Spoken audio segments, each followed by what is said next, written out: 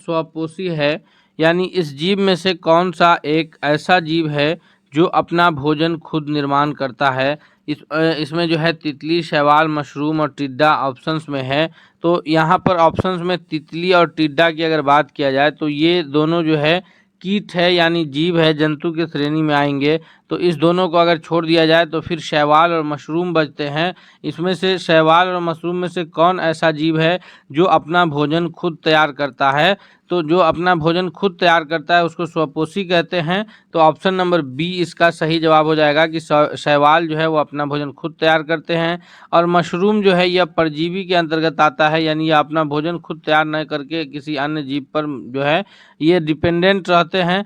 तो जीव पर ना हो तो अन्य मृत पदार्थ पर हो या इस प्रकार के ये हो, इसलिए जो है मशरूम परजीवी के अंतर्गत आते हैं और शैवाल जो है वह स्वपोषी पोषण के अंतर्गत आते हैं। ऑप्शन बी सही जवाब होगा। अगला सवाल है कि चेचक के टीके के लिए चेचक के टीके का विकास किसने किया था, यानी जो चिकन पॉक्स है उसके जो टीका जो इसका बना, इसको खोज करने वाले वैज्ञानिक कौन है। तो इस प्रश्न का जो सबसे सही जवाब होगा दूसरा नंबर सवाल का, वह है एडवर्ड जेनर महोदय। ऑप्शन नंबर सी सबसे इसका करेक्ट आंसर है। अगला प्रश्न है कि खसरा निम्नलिखित संक्रमण के कारण होता है। खसरा और रूबेला दो प्रमुख बीमारी इस प्रकार की है जो किससे उस बीमारी को फैलने का जो ये है वो किससे बीमारी फैलता है। तो यह जो खसरा की बीमारी जो फैलती है यह विषाणु यानी वायरस के मदद से फैलता है। ऑप्शन नंबर ए इसका सबसे सही जवाब के रूप में उत्तर जाना जाएगा। अगला सवाल है कि विषाणु माने जाते हैं, यानी जो वायरस है यह माने जाते हैं। तो वायरस के केस में एक ये आता है, अभी हम लोग जो है सबसे अधिक जो वायरस फेमस हुआ, बच्चा ने जिस वायरस को जाना वह था कोरोना वायरस। तो ये वायरस जो है जिसे हिंदी में विषाणु के नाम से जानते हैं, यह न तो सजीव होता है न निर्जीव होता है, बल्कि यह सजीव और निर्जीव के बीच का एक ट्रांजिशन ग्रुप होता है, यानी ऑप्शन इसका सी सही जवाब हो जाएगा। तो इस ट्रांजिशन ग्रुप क्यों कहते हैं कि इसको जो है अगर विषाणु वायरस के बारे में जाना जाए तो वायरस जो है वो ऐसे तो निर्जीव होता है, लेकिन जैसे ही उसे जीवित कोशिका मिलता है तो वह जो है वायरस अपना विकास करना, अपना प्रजनन करना शुरू कर देता है। यही कारण है कि इसको सजीव और निर्जीव के बीच ट्रांजिशनल ग्रुप माना गया है।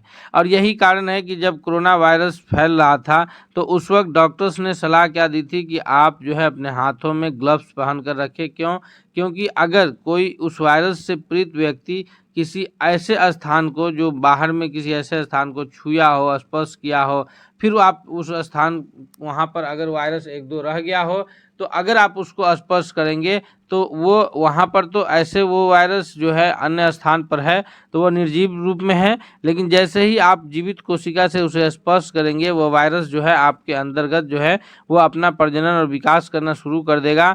तो इसलिए विषाणु को जो है ट्रांजिशनल माना जाता है, जो सजीव और निर्जीव कोशिका के अंतर्गत जो है एक ट्रांजिशनल ग्रुप के रूप में जाना जाता है। अगला सवाल है कि शैवाल की कोशिका भित्ति किसकी बनी होती है।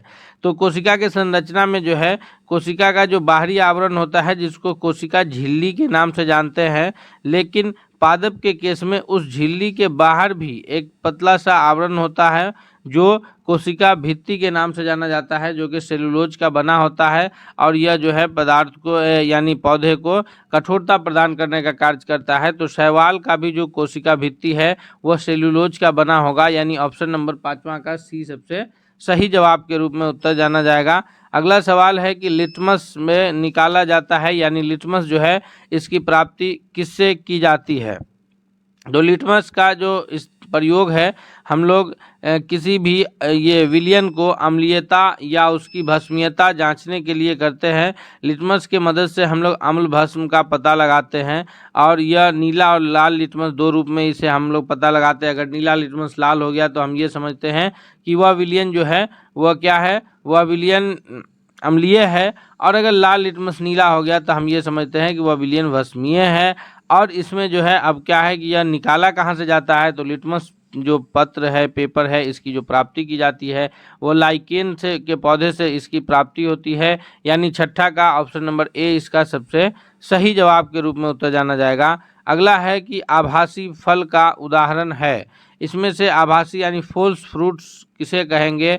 तो फॉल्स फ्रूट का जो उदाहरण इनमें है वो ऑप्शन ए है कि सेब जो है वो मुख्य रूप से फॉल्स फ्रूट है। दोस्तों हम एक एक महत्वपूर्ण प्रश्न जो है इसमें कवर कर रहे हैं, जो कि आपकी आने वाले परीक्षा की दृष्टि से बहुत अधिक लाभकारी होगा। इसलिए आपसे रिक्वेस्ट है कि यदि आप हमारे चैनल पर नए हैं तो प्लीज़ आप चैनल को जरूर सब्सक्राइब कर लीजिएगा। साथ ही साथ अगर वीडियो पसंद आ रहा है तो इसे लाइक करिए, कमेंट करके बताइए और दोस्तों के बीच शेयर कीजिए, ताकि सभी लोग इससे अपना बेहतर तैयारी कर सकें। क्वेश्चन 8 है कि आलू का जो खाने योग्य भाग है, यानी आलू जो हम लोग अपने भोजन के सब्जियों में इस्तेमाल करते हैं, वो आलू का कौन सा हिस्सा होता है? उस पौधे का जड़ होता है, या उस पौधे का वो फल होता है, या उसका वो तना होता है? तो आलू जो हम लोग अपने सब्जियों में इस्तेमाल करते हैं वह जड़ नहीं होता या फिर फल नहीं होता, बल्कि वह उस पौधे का तना होता है। ऑप्शन नंबर डी 8वां के लिए सबसे सही जवाब हो जाएगा कि आलू जो हम लोग सब्जियों में इस्तेमाल करते हैं वह क्या है? वह उसका तना है। अगला सवाल है कि संसार का सबसे छोटा फूल कौन सा है?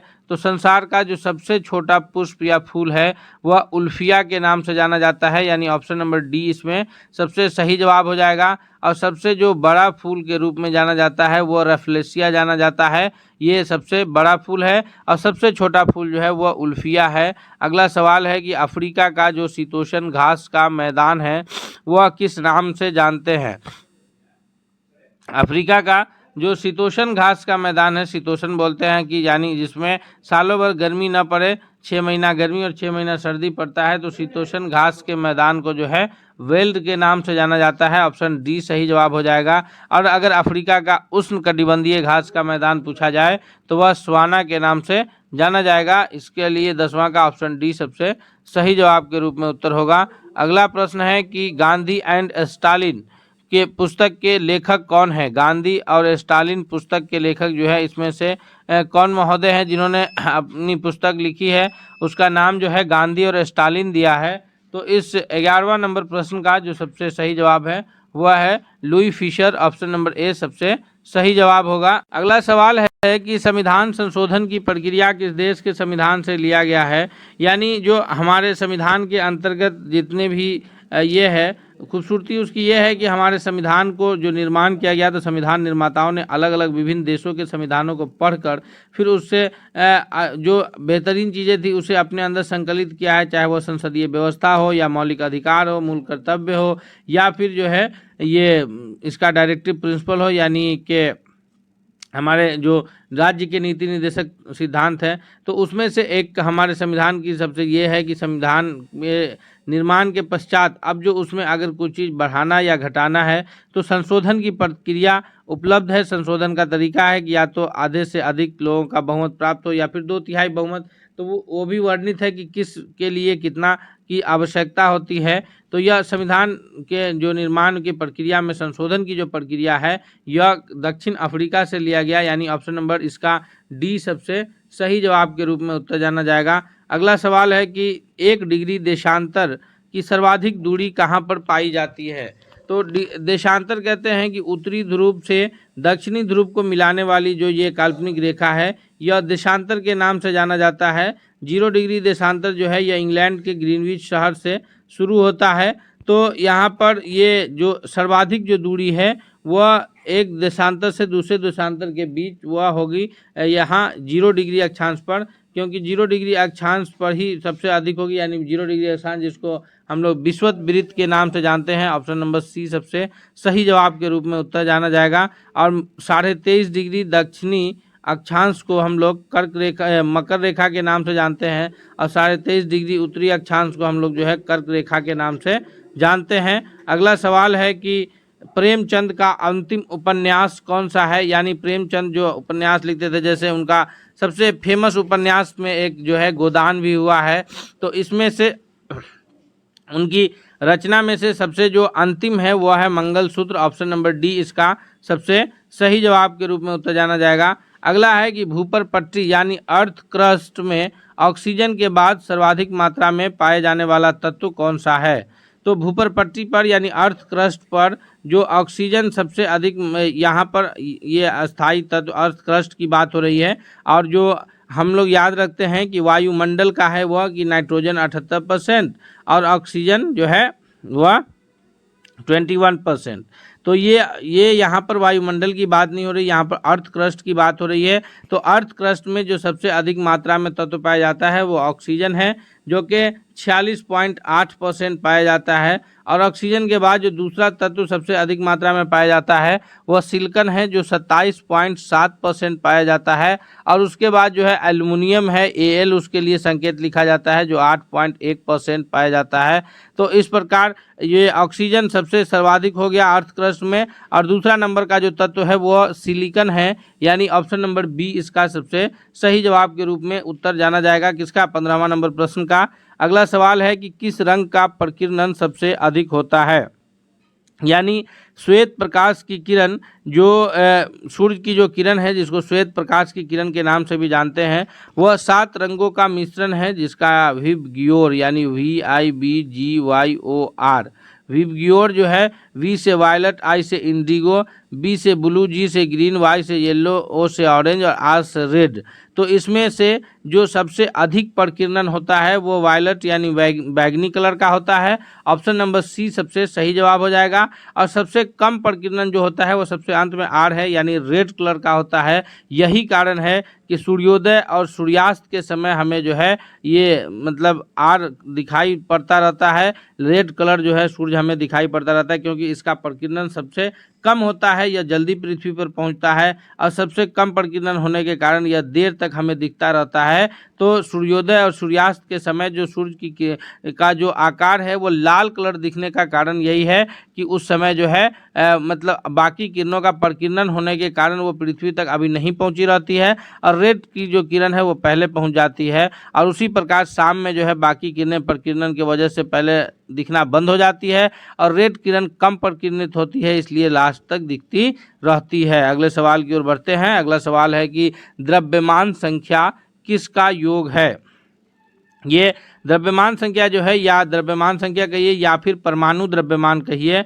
तो परमाणु द्रव्यमान या द्रव्यमान संख्या जो है, परमाणु द्रव्यमान कहते हैं कि जो किसी भी परमाणु के नाभिक यानी उसके न्यूक्लियस में, परमाणु अगर इस प्रकार का है, गोल आकार का है, जिसके बीच में न्यूक्लियस है और फिर उसके चारों किनारे में कक्षा है, तो न्यूक्लियस में 2 प्रमुख तत्व पाए जाते हैं, एक प्रोटॉन और दूसरा न्यूट्रॉन, और कक्षा में पाया जाता है इलेक्ट्रॉन। तो इलेक्ट्रॉन का जो द्रव्यमान होता है वो लगभग निग्लिजिबल होता है, यानी एक हाइड्रोजन के द्रव्यमान के 1/1840वां हिस्सा होता है, तो उसको निग्लिजिबल माना जाता है द्रव्यमान, हाइड्रोजन के द्रव्यमान को। बाकी जो बचता है कि एक परमाणु के नाभिक में प्रोटॉन और न्यूट्रॉन की जितनी संख्या होगी वो दोनों का योग जो है वो क्या कहलाएगा? वो दोनों का योग द्रव्यमान संख्या के नाम से जानी जाएगी। ऑप्शन नंबर डी इसका सबसे सही जवाब के रूप में उत्तर हो जाएगा कि ये प्रोटॉन और न्यूट्रॉन का योग होता है। और यही कारण है कि किसी परमाणु में अगर प्रोटॉन की संख्या 17 है और उसकी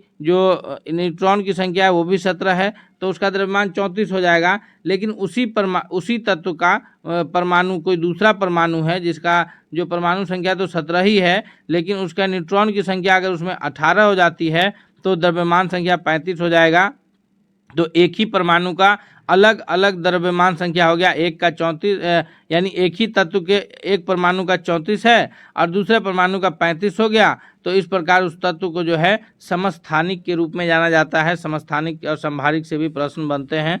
अगले प्रश्न की ओर बढ़ते हैं दोस्तों। क्वेश्चन है कि तिलचट्टा निम्नलिखित में से किस श्रेणी का जंतु है? यानी तिलचट्टा जो है वो शाकाहारी माना जाता है, मांसाहारी माना जाता है या फिर सर्वाहारी के रूप में जाना जाता है। तो तिलचट्टा शाकाहारी या मांसाहारी की श्रेणी में नहीं आता, बल्कि वह एक सर्वाहारी जंतु की श्रेणी में आता है। ऑप्शन इसका सी सबसे सही जवाब के रूप में उत्तर जाना जाएगा। अगला है कि निम्नलिखित में से कौन एक जलीय आहार श्रृंखला है? जलीय आहार श्रृंखला का मतलब यह है कि जलीय जीव के लिए जो आहार श्रृंखला है वो कौन सा है? तो जलीय जीव के लिए जो आहार श्रृंखला है वो सबसे पहले शैवाल, फिर जलीय, फिर कीट मछली, क्योंकि बाकी जो है जैसे घास, बकरी, शेर ये तो होगा नहीं, उसके ये तो जो है स्थल के श्रेणी में आ जाएगा। घास, जलीय, कीट, मछली, मनुष्य, घास, मछली और मनुष्य। तो इस प्रकार जो है यहाँ पर सही कूट जो है जलीय आहार पूछा जा रहा है। अगर हम लोग को स्थलीय आहार पूछता तो हम लोग ए या सी करते या डी, तो यहाँ पर ऑप्शन नंबर बी इसका केवल सबसे सही जवाब के रूप में उत्तर जाना जाएगा। अगले प्रश्न की ओर बढ़ते हैं। क्वेश्चन है कि स्टील को कठोरता प्रदान करने के लिए मिश्रण में मिलाया जाता है, यानी स्टील जो स्टेनलेस स्टील है वो हार्ड होता है, अन्य जो धातु के जो सामान होते हैं उससे अधिक हार्ड होता है, तो इसको कठोरता प्रदान करने के लिए इसमें किस चीज़ को मिलाया जाता है, तो इसमें मिलाया जाता है मैग्नीज की मात्रा को। ऑप्शन नंबर बी इसका सबसे सही जवाब होगा। दोस्तों हम लोग अभी तक 20 प्रश्नों को इसमें अभी कवर किए हैं। हम आगे भी इसमें वीडियो के अंत तक आप बने रहिएगा, विभिन्न प्रकार के प्रश्नों को कवर करेंगे। आपसे रिक्वेस्ट है कि यदि आप हमारे चैनल पर नए हैं तो प्लीज़ आप चैनल को जरूर सब्सक्राइब कर लीजिए, और साथ ही साथ अगर आपको वीडियो पसंद आ रहा है तो लाइक करते हुए दोस्तों के बीच शेयर करना नहीं भूलिएगा। हम लोग क्वेश्चन 21वां कर रहे हैं कि राष्ट्रपति के अध्यादेश जारी करने की शक्ति किस अधिनियम के द्वारा दी गई है। तो राष्ट्रपति को अध्यादेश जारी करने की जो शक्ति है यह भारत सरकार अधिनियम 1935 के द्वारा दिया गया था। ऑप्शन बी इसका सबसे सही जवाब हो जाएगा। अगला है कि भारत में किस तरह के लोकतंत्र की व्यवस्था की गई है। तो यहाँ पर कंफ्यूज नहीं होइएगा, यह बहुत ही कंफ्यूजिंग प्रश्न है कि भारत में जो लोकतंत्र की व्यवस्था है वो प्रत्यक्ष है या अप्रत्यक्ष है। तो अगर ध्यान से देखा जाए तो भारत का लोकतंत्र जो है हम कहते हैं कि अप्रत्यक्ष लोकतंत्र है, और हम ही नहीं कहते, मतलब यही अप्रत्यक्ष लोकतंत्र ही है। क्यों अप्रत्यक्ष लोकतंत्र है? क्योंकि यहाँ जनता के चुने हुए प्रतिनिधि तो शासन करते ही हैं, लेकिन जनता जिस प्रतिनिधि को चुनती है वो सीधा शासन नहीं करते। अब जैसे जनता चुनती है किनको? जनता चुनती है विधायकों को, और विधायक चुने हुए, जैसे अगर बिहार राज्य की बात करें तो 243 विधायक चुने जाते हैं पूरे राज्य से। तो चुने हुए विधायक में से आधे से अधिक विधायक जो हैं जिनको चुन देते हैं, यानी अगर आधे से अधिक विधायक किसी एक व्यक्ति को चुन लिए, चाहे वो किसी भी विधानसभा का सदस्य हो या नहीं हो, वह व्यक्ति उस राज्य का मुख्यमंत्री हो जाएगा।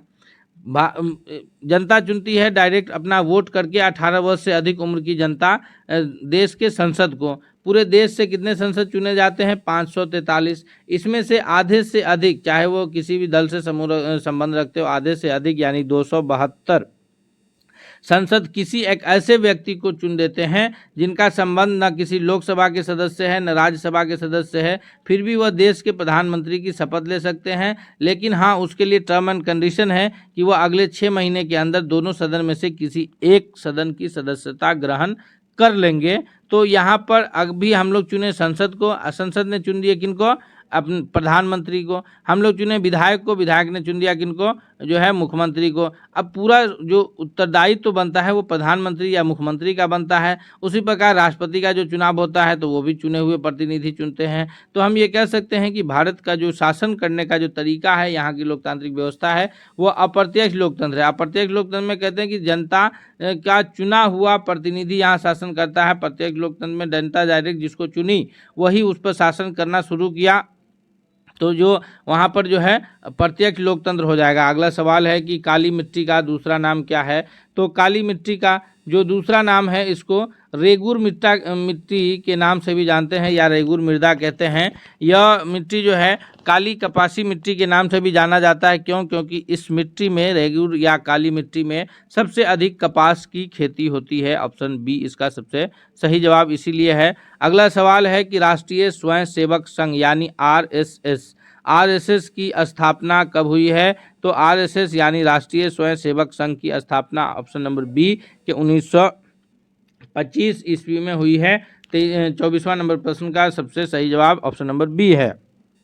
क्वेश्चन 25 है कि महावीर स्वामी ने अपना पहला उपदेश कहाँ दिया था। यानी स्वामी महावीर को जब ऋजुपालिका नदी के तट पर ज्ञान की प्राप्ति हुई तो उसके बाद उन्होंने अपना पहला उपदेश कहाँ दिया था। तो ऑप्शन डी सबसे सही जवाब हो जाएगा कि स्वामी महावीर को जब ऋजुपालिका नदी के तट पर कैवल्य यानी ज्ञान की प्राप्ति हुई तो उन्होंने अपना जो पहला उपदेश दिया था वो राजगिरी में दिया था। और गौतम बुद्ध को जब निरंजना नदी के तट पर ज्ञान की प्राप्ति हुई तो उन्होंने अपना पहला उपदेश जो है वो सारनाथ में दिया था। याद रखेंगे, कंफ्यूज नहीं होंगे हम लोग। अगला सवाल है कि राष्ट्रपति का निर्वाचन किस देश के संविधान से लिया गया है। यानी हमारे अपने देश में जो राष्ट्रपति के निर्वाचन की प्रक्रिया है कि एकल संक्रमणीय मत पद्धति के द्वारा चुने हुए प्रतिनिधि उन्हें मतदान करके चुनते हैं, यानी कि राज्य विधानमंडल के विधायक हों या फिर देश के संसद के सांसद हों, ये लोग मिल करके राष्ट्रपति का चुनाव करते हैं। तो यह चुनाव जो है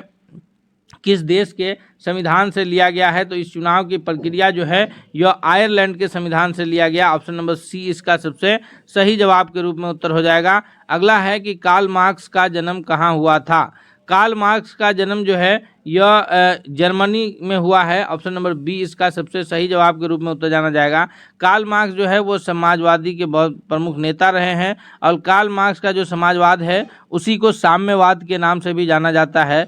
कार्ल मार्क्स ने एक पुस्तक की रचना की है, यानी एक पुस्तक लिखे हैं जिसका नाम दास कैपिटल है। उसे जो है समाजवादियों का बाइबिल के नाम से भी जाना जाता है, याद रखेंगे। अगला सवाल है कि ऋग्वेद में सर्वाधिक बार वर्णित नदी कौन सी है, यानी ऋग्वेद में सबसे अधिक बार किस नदी का वर्णन हमें मालूम होता है। तो ऋग्वेद में जो सबसे अधिक बार जिस नदी का वर्णन हमें मिलता है वह है सिंधु नदी, जिसका वर्णन 3 बार है, और गंगा नदी का वर्णन केवल 1 बार ऋग्वेद में हमें मिलता है। अगला सवाल है कि क्वेश्चन नंबर 29 है कि निम्नलिखित में से सुमेलित नहीं है, यानी एक तरफ खेल है दूसरे तरफ उसके खिलाड़ियों की संख्या है। तो बेसबॉल में 9 खिलाड़ी होते हैं, सही है। वाटर पोलो में 7 होते हैं, ये भी सही है। खो खो में 9 खिलाड़ी होते हैं, ये भी सही है। लेकिन जिम्नास्टिक में 6 खिलाड़ी होते हैं, यह गलत है। जिम्नास्टिक में जो खिलाड़ियों की संख्या होती है वो 8 होती है, यानी ऑप्शन नंबर डी सही जवाब हो जाएगा। चूंकि पूछा जा रहा है कि जो सुमेलित नहीं है, तो सुमेलित नहीं है कौन, ऑप्शन डी, इसलिए सही जवाब हो जाएगा ऑप्शन डी। नेक्स्ट सवाल है कि पृथ्वी के सतह पर सबसे ऊपरी परत को क्या कहा जाता है। तो पृथ्वी के सतह के सबसे ऊपरी परत को तो क्रस्ट के नाम से जानते हैं, हम सभी जान रहे हैं। ऑप्शन सी इसका सही जवाब होगा। अगला सवाल है कि पार्श्वनाथ जैन धर्म के कौन से तीर्थंकर थे। तो पार्श्वनाथ जो है जैन धर्म का जो ये समझिए कि शुरुआत है वो ऋषभदेव से हुआ है। उसके बाद जो है अलग अलग कुल 23 तीर्थंकर हुए हैं, और तब जाकर के 24वें और अंतिम तीर्थंकर के रूप में स्वामी महावीर का नाम आता है। तो स्वामी महावीर से जो जस्ट पहले के जो तीर्थंकर हैं वो पार्श्वनाथ के नाम से जाने जाते हैं, यानी ऑप्शन नंबर सी 23वें तीर्थंकर के रूप में जाने जाएंगे। क्वेश्चन 24 है कि मोमबत्ती का पिघलना कौन सा परिवर्तन है। तो दोस्तों मोमबत्ती में मोम का जो पिघलना है यह परिवर्तन अलग है, लेकिन उसमें बत्ती का जलना एक अलग परिवर्तन है। तो जिस पदार्थ में कोई परिवर्तन आए और परिवर्तन के पश्चात हमें वो परिवर्तन काल्पनिक हो, थोड़ी देर के लिए हो, फिर पुनः उसे हमारे ओरिजिनल पदार्थ की प्राप्ति हो जाए, तो उसको कहते हैं भौतिक परिवर्तन यानी फिजिकल चेंज। और जो परमानेंट परिवर्तन आ जाए, परमानेंट चेंजिंग आ जाए, उसके बाद उसको हम चाह करके भी पुनः वापस उसी रूप में नहीं ला सकते हैं, वो हो जाता है रासायनिक यानी केमिकल परिवर्तन। जैसे पानी से बर्फ बना और बर्फ से पुनः पानी, तो अगर पानी से बर्फ बन जा रहा है तो बर्फ जो है वो भौतिक परिवर्तन है, क्योंकि बर्फ गर्म होकर के फिर पानी बन जाएगा। लेकिन दूध से अगर दही बन गया तो दही जो है वो भौतिक परिवर्तन है, क्योंकि दही से हम पुनः दूध की प्राप्ति नहीं कर सकते हैं। उसी प्रकार मोमबत्ती का जो पिघलना है वो भौतिक परिवर्तन आएगा, क्योंकि मोमबत्ती को फिर से दूसरे बत्ती में लगा के हम उस मोम का प्रयोग कर सकते हैं। ऑप्शन बी सही जवाब होगा। तो नेक्स्ट है कि राणा प्रताप सागर बांध किस नदी पर स्थित है। तो राणा प्रताप सागर बांध जो है यह इसमें से चंबल नदी पर स्थित है, यानी ऑप्शन सी सबसे इसका सही जवाब हो जाएगा। दोस्तों एक एक महत्वपूर्ण सभी अलग अलग विषयों से प्रश्नों का हम इसमें संकलित किए हैं। आप वीडियो के अंत तक बने रहिएगा। इसलिए आपसे रिक्वेस्ट है कि यदि आप हमारे चैनल पर अब तक नए हैं, सब्सक्राइब नहीं किया है, तो प्लीज़ आप चैनल को सब्सक्राइब करते हुए बेल आइकन को दबा लीजिए, ताकि कोई भी अपडेट्स आए तो आप तक पहुंचे। और वीडियो पसंद आ रहा है तो लाइक कीजिए, कमेंट करके बताइए और दोस्तों के बीच भी शेयर कीजिए, ताकि उनकी भी तैयारी हो जाए। प्रश्न है कि मौर्य साम्राज्य की राज्य में जो मुद्रा को किस नाम से जाना जाता था। तो मौर्य साम्राज्य जिसकी स्थापना चंद्रगुप्त मौर्य ने किया था, उनके शासनकाल में उनके राज्य में जो मुद्रा को जाना जाता था वो पन के नाम से, यानी ऑप्शन नंबर डी सबसे सही जवाब हो जाएगा। अगला सवाल है कि शहनाई वादक जो उस्ताद बिस्मिल्लाह खां हैं, तो ये बहुत ही फेमस उस्ताद बिस्मिल्लाह खां हुए हैं, इनका संबंध बिहार से ही रहा है। तो इनका ओरिजिनल नाम क्या है। शहनाई वादक बिस्मिल्लाह खां का जो ओरिजिनल नाम है वो कमरुद्दीन खान है, याद रखिएगा। ऑप्शन नंबर बी इसका सबसे सही जवाब हो जाएगा। कि उस्ताद बिस्मिल्लाह खां का संबंध किससे है? शहनाई वादन से है। ओरिजिनल नाम इनका कमरुद्दीन खान है। नेक्स्ट सवाल है कि भारत में पहली बार पंचायती राज व्यवस्था की शुरुआत किस राज्य ने किया था? तो पंचायती राज व्यवस्था तो अभी कई राज्यों में चल रहा है, बिहार में भी पंचायती राज व्यवस्था लागू है, लेकिन भारत में यह व्यवस्था पहली बार जो शुरू किया है वह राजस्थान राज्य से शुरू हुआ है। ऑप्शन नंबर बी इसका सबसे सही जवाब के रूप में उत्तर जाना जाएगा। अगला है कि कोयला किस चट्टान से पाया जाता है? तो कोयला जो है यह पाया जाता है किससे? अवसादी चट्टान से। ऑप्शन बी इसका सबसे सही जवाब होगा। कोयला का दो प्रकार का समूह है, एक गोंडवाना लैंड और एक ये, तो उसके और 4 किस्में हैं कोयला के, कि उसमें है एंथ्रेसाइट, बिटुमिनस, लिग्नाइट और पीट। इसमें से सबसे अच्छा क्वालिटी का जो कोयला है वो एंथ्रेसाइट के नाम से जाना जाता है, और सबसे जो मतलब बेकार किस्म का कोयला है वो पीट के नाम से जाना जाता है।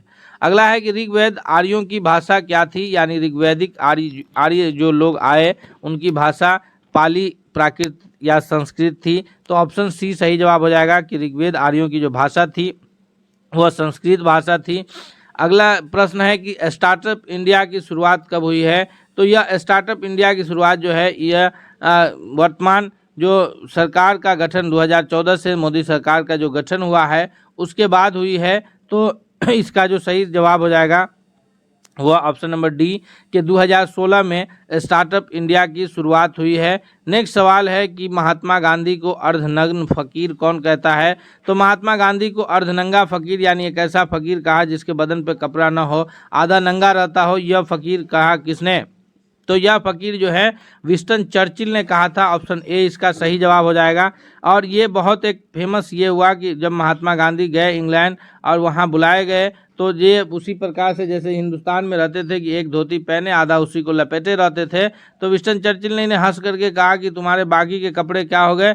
तो एक साहस के कारण जो है इतनी साहस थी इनके अंदर कि इन्होंने साफ कहा कि जो हमारे देश के कपड़े थे महोदय वो तो आप चुरा करके ले आए हैं, तो हम नंगे ना रहें तो कहाँ से कपड़े पहनेंगे। और यही कारण है कि महात्मा गांधी फेमस हुए। यानी गांधी जो अगर गांधी बना है तो उसके पीछे उसकी पूरी ये कहानी है कि उसके अंदर का साहस, दृढ़ संकल्प उसे गांधी बनाया है, जिसे एक दिन में हम लोग मार करके ख़त्म नहीं किया जा सकता है। गांधी एक विचार है। तो इस प्रकार दोस्तों यहाँ पर 40 महत्वपूर्ण प्रश्नों को हम लोग इसमें कवर किए हैं। हम उम्मीद करते हैं कि यह आपके परीक्षा की दृष्टि से बहुत लाभकारी साबित होगा। साथ ही साथ आपके रिक्वेस्ट है कि यदि आप चैनल पर नए हैं तो सब्सक्राइब कीजिए, बेल आइकन को दबाइए। वीडियो पसंद आया तो आप कमेंट करके बताइए, और अगर किसी अन्य विषयों पर आपको वीडियो की आवश्यकता है तो वो भी बताइए। हम मिलते हैं अगले सेट के साथ, तब तक के लिए बहुत बहुत धन्यवाद। नंबर पहला है हमारे स्क्रीन पर कि 2 या 2 से अधिक शब्दों से मिलकर बने हुए सार्थक शब्द को क्या कहते हैं? तो 2 या 2 से अधिक शब्दों से मिलकर के जो बने हुए सार्थक शब्द कहलाते हैं संधि, समास, अवयव या छंद। हमें इसी में से उत्तर करना है। तो 2 या अधिक शब्द की जब बात आती है तो वो संधि नहीं होगा, क्योंकि संधि जो होता है वो परस्पर 2 शब्दों का संयोग संधि होता है। यह समास कहलाएगा। यानी पहला नंबर क्वेश्चन का जो सबसे सही आंसर है दोस्तों वो ऑप्शन नंबर बी के रूप में जाना जाएगा। क्वेश्चन नंबर दूसरा है कि समास का शाब्दिक अर्थ क्या है? तो समास को हम लोग सबसे पहले समझेंगे कि समास का शाब्दिक अर्थ जो है वह संक्षेप है, विस्तार है, विग्रह है या फिर विच्छेद है। तो इस समास का जो शाब्दिक अर्थ है वो संक्षेप होता है, और यानी किसी एक सेंटेंस को, पूरे वाक्य को संक्षेप में एक शब्द में व्यक्त करना जो है वो समास कहलाता है। और समास को फिर जब उसे अलग करते हैं तो वो विग्रह होना कहलाता है, और ये संधि का जो है वो विच्छेद कहलाता है। तो हम लोग याद रखेंगे समास शब्द का जो शाब्दिक अर्थ है वो क्या है। थोड़ा सा हम लोग समास को देख लेते हैं। हम इससे पहले आपसे रिक्वेस्ट करेंगे कि आप अगर चैनल पर नए हैं दोस्तों तो चैनल को सब्सक्राइब करके बेल आइकन को दबा लीजिए, क्योंकि ताकि आपको जो है कोई भी अपडेट्स आए तो सबसे पहले आप तक पहुंच जाए। समास किसे कहते हैं? समास का शाब्दिक अर्थ है संक्षिप्तीकरण, यानी कि संक्षिप्त करना, छोटा करना। अर्थात 2 या 2 से अधिक शब्दों को मिलकर के नया और छोटा शब्द बनता है, उस शब्द को समास कहते हैं। 2 शब्द मिलकर के, जैसे अगर हम लोग उदाहरण में देखें कि रसोई के लिए जो घर होता है हम लोग उसको सिंपली रसोई घर कह देते हैं। रसोई घर कहने से हमारा ये बात अंडरस्टूड हो जाता है, हम ये बात समझ जाते हैं कि यह रसोई के लिए घर है, उसे हम लोग रसोई घर कहते हैं। तो रसोई घर क्लियर क्या है कि समासिक पद हुआ, और उसका समासिक पद का विग्रह कौन सा हो गया, तो विग्रह हो गया रसोई के लिए घर। समास के कई प्रकार हैं, एक एक को हम लोग देख लेते हैं, थोड़ा सा डिटेल्स में इसको देख लेते हैं ताकि जो हमारा ये है वो फिर से एक बार पॉलिश हो जाए, रिवाइज हो जाए, कंफ्यूज ना हो। उससे रिलेटेड ये प्रश्न हम लोग देखेंगे, इसमें सभी महत्वपूर्ण प्रश्नों को देखेंगे, इसलिए रिवाइज भी जरूरी है। समास, अवयवी भाव समास, ये समास के कुल 6 ये है। अवयवी भाव समास किसको कहते हैं, तो अवयवी भाव समास जो है उस समास को कहते हैं जिस समास का प्रथम पद जो है वो प्रधान होता है, उस समास को कहते हैं अवयवी भाव समास। उसके बाद है तत्पुरुष समास, दूसरा समास है। तत्पुरुष समास का जो है दूसरा पद जो है वो प्रधान होता है, दूसरा पद प्रधान होता है। जैसे राजा का मंत्री, तो राजमंत्री जो है, राजा का मंत्री राजमंत्री, वो वहाँ पर दूसरा पद प्रधान है, तो वो तत्पुरुष समास के अंतर्गत आएगा। उसके बाद है क्रमधारय समास है। क्रमधारय समास जो है वो इस समास में जो समासिक पद होता है उसका पहला पद जो होता है, समासिक पद का पहला पद विशेषण होता है यानी एडजेक्टिव होता है, और दूसरा पद जो है वो विशेष्य होता है। तो ये याद रखेंगे। पहला, जैसे अगर हम लोग बात करें ये कर्मधारय समास में कि चंद्रमुखी यानी चांद जैसा मुख या चंद्रमा जैसा चेहरा जो है, तो चंद्रमुखी में पहला पद क्या हो गया कि वहाँ पर विशेषता बता रहा है चंद्रमा की तरह, दूसरा पद चेहरा को बता रहा है मुख, तो ये कर्मधारय समास हो गया जिसका पहला पद जो है, जिस समासिक पद का पहला पद क्या हो, पहला पद हो ये विशेषण और दूसरा पद क्या हो, दूसरा पद हो विशेष, तो वो कहलाएगा कर्मधारय समास। उसके बाद है द्विगु समास है। द्विगु समास में क्या है कि पहला पद संख्यावाचक हो, पहला पद संख्यावाचक हो। जैसे हम लोग कहते हैं कि चौराहा, चौराहा का अर्थ क्या हो गया कि 4 रास्तों का जो एक जगह मिलन होता है तो वो चौराहा कहलाया। त्रिकोना, त्रिकोना का अर्थ क्या हो गया कि 3 कोण है, यानी कि 3, पहला पद जो है उससे 3 का बोध हो रहा है, पहला पद से 4 का बोध हो रहा है। तो इस प्रकार के जो पद होंगे, समासिक पद होंगे, वह द्विगु समास के अंतर्गत आएगा, जिसके प्रथम पद से क्या होगा, संख्यावाचक होगा, यानी संख्या का ज्ञान हमें प्राप्त होगा, तो वो समास क्या कहलाएगा, वो समास जो है वो द्विगु समास कहलाएगा। अगले देखते हैं अगला समास कौन है, तो अगला है द्वंद्व समास। द्वंद्व समास किसे कहते हैं, तो द्वंद्व समास का दोनों पद प्रधान होता है। द्वंद्व समास को दोनों पद प्रधान होता है और बीच में जो है डैश लगा करके लिखते हैं, जैसे अन्न जल, तो पहला पद भी प्रधान है और दूसरा पद भी प्रधान है, खाना पीना, अन्न जल, रात दिन। तो इसमें जो है इस प्रकार के जो समासिक पद होते हैं, इसका प्रथम पद भी और पूर्व यानी उत्तर पद भी दोनों पद जो है प्रधान हो, उस समास को हम लोग कहते हैं ये द्वंद्व समास। और अंतिम है बहुब्रीहि समास। बहुब्रीहि समास का कोई भी पद प्रधान नहीं होता है। एक बार फिर से रिवाइज कर लेते हैं। अब यही भाव समास जिसका प्रथम पद प्रधान हो, तत्पुरुष समास जिसका दूसरा पद प्रधान हो, क्रमधारय समास जिसका प्रथम पद विशेषण हो, दूसरा पद विशेष्य हो, द्विगु समास जिसके प्रथम पद से संख्या का बोध होता हो, संख्यावाचक कोई संज्ञा पता चलता हो, तो वो द्विगु समास में आएगा। द्वंद्व समास जिसका दोनों पद प्रधान हो, और बहुब्रीहि समास जिसका कोई पद प्रधान नहीं हो। समास के यह कुल 6 भेद हैं। और समास कहते किसे हैं, तो समास कहते हैं संक्षिप्तीकरण को, यानी कि छोटा करने को समास कहा जाता है। अगला देखते हैं प्रश्न, इस पर आधारित अभी हम लोग को प्रश्न देखना है। प्रश्न है कि जिस समास में उत्तर पद जो है प्रधान होने के साथ ही साथ पूर्व तथा उत्तर पद में विशेषण विशेष का संबंध भी होता है, वह कौन सा समास कहलाएगा। वह उत्तर पद प्रधान होने के साथ साथ उसके ये में जो है पूर्व पद जो है वो विशेषण और विशेष्य हो।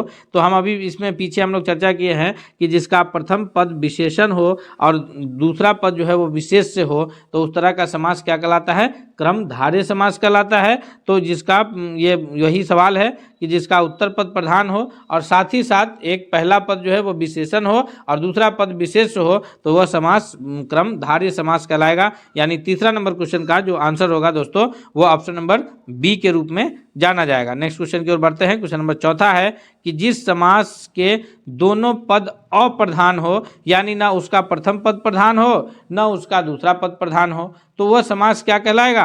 तो अभी हम लोग चर्चा किए हैं कि जिस समास का दोनों में से कोई भी पद प्रधान नहीं हो, उस समास को किस नाम से जानते हैं, तो उस समास को जानते हैं बहुब्रीहि समास के नाम से। बहुब्रीहि समास यानी ऑप्शन नंबर डी जो है वह करेक्ट आंसर के रूप में उत्तर होगा चौथा नंबर प्रश्न के लिए। अगले क्वेश्चन की ओर बढ़ते हैं दोस्तों, हम लोग देखते हैं नेक्स्ट क्वेश्चन क्या है। तो अगला क्वेश्चन है क्वेश्चन नंबर 5 है कि दीनानाथ में कौन सा समास है। जी, दीनानाथ जो शब्द है ये समासिक शब्द, इस समासिक शब्द में कर्मधारय समास है, बहुब्रीहि समास है, द्विगु समास है या फिर द्वंद्व समास है। 5वां नंबर प्रश्न का करेक्ट आंसर क्या होगा? तो 5वां नंबर प्रश्न का जो सबसे सही उत्तर है वह है ऑप्शन नंबर ये ए, यानी क्रमधारय समास है। दीनानाथ शब्द जो समासिक शब्द है उसका आंसर क्या है? क्रमधारय समास। अगला है क्वेश्चन नंबर 6 है कि चौराहा में कौन सा समास है।